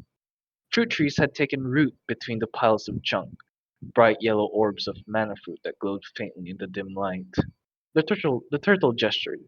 There, pick a few. The robot reached up, plucking the fruit one by one with delicate precision. The turtle began to hum as he worked on slicing one open with a sharpened bit of metal, till he froze. Wait, stop. The robot froze mid-step. Over there, the turtle whispered. See them? Through the trees, faint shapes moved, cloaked figures, armed and armored. With unmistakable glint of steel and polished crystal, their voices carried on the breeze, laughing, casual, confident. Adventurers. The turtle's shell prickled. He'd only met a few in his life, and none of these encounters had gone well for creatures like him. Monsters, they called them. Whether you talked or thought or dreamed didn't matter. Back, he hissed. The robot crouched, slowly backing into the cover of the junk piles. They waited until the footsteps faded, the adventurers' voices vanishing into the forest beyond. Only when silence returned did they move again, this time away from the city side, toward the quieter stretch of the forest. They passed by the imp's quote-unquote fort, a crooked tower of bent scrap and wood. Inside, inside, the faint sound of sniffling and muttering couldn't be heard. The imp sat cross-legged in the center, her pink hair frizzed, her cheeks streaked with tears. She glared at her hand, specifically at the faint glowing mark burned into her skin, the mark of her old clan. I'm not weak, she whispered under her breath. I'll prove it. I'll prove all of them wrong. Her voice trembled, but her eyes were fierce. Her goblins had already curled up nearby, asleep. The slimes had flattened themselves into little glowing puddles. Beside her, she sighed, flopping onto her back with her pout. You're all useless, she mumbled, though her tone was too soft to be cruel. Fine, she said, finally, curling up and closing her eyes. Just you wait. I'll show you. Within minutes, her breathing slowed, her tiny wings twitching as she drifted into sleep, her army snoring softly around her. Back at the forest's edge, the turtle sat comfortably on the robot's head as they walked along the trail. The blue eye flickered. Did you see that shiny rock earlier? The red one brightened. Oh. No, but that gear back there was better. You always say that because it's true. The turtle chuckled quietly, tapping their head with a claw. Both of you stop bickering before I start calling you left and right. Which one's left? Which one's right? He sighed. There was a small smile hidden behind that. The morning sun shimmered through the trees as they walked, metal feet crunching over leaves, the smell of fruit and damp moss heavy in the air. It wasn't exciting, it wasn't heroic. For now, it was peaceful. For the strange little family in the scrapyard, peace was more than enough. Oh wow, this is good. I like this. Good read. Pretty funny how Camille was shrinked. Thank you, Pew. That's nice. Very nice. Pretty cute.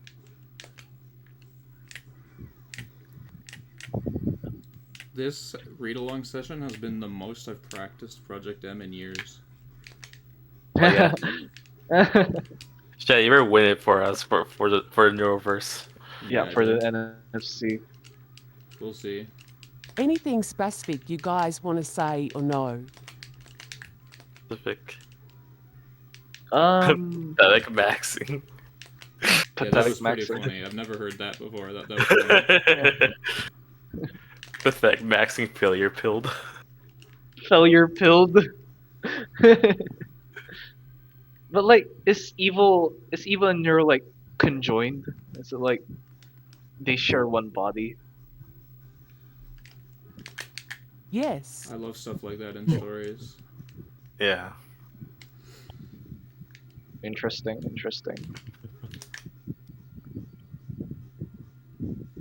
Well, we got about half an hour before big event, and I do want to eat. Yeah, I gotta go grab lunch. Yeah, I also gotta go. So I think that's where our read-along will end off. Well, yeah, we finished everything. Yeah, we finished everything. Now it's time to wait for the next read-along. Yeah. I might be able to catch this Thursday.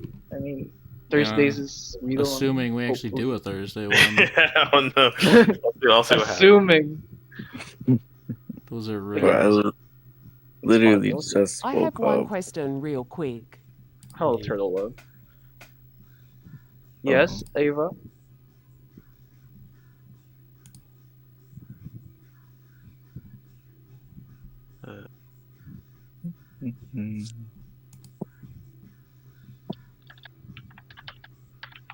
I'm gonna stop recording now. Oh yeah. So, yeah. Yeah, I understand.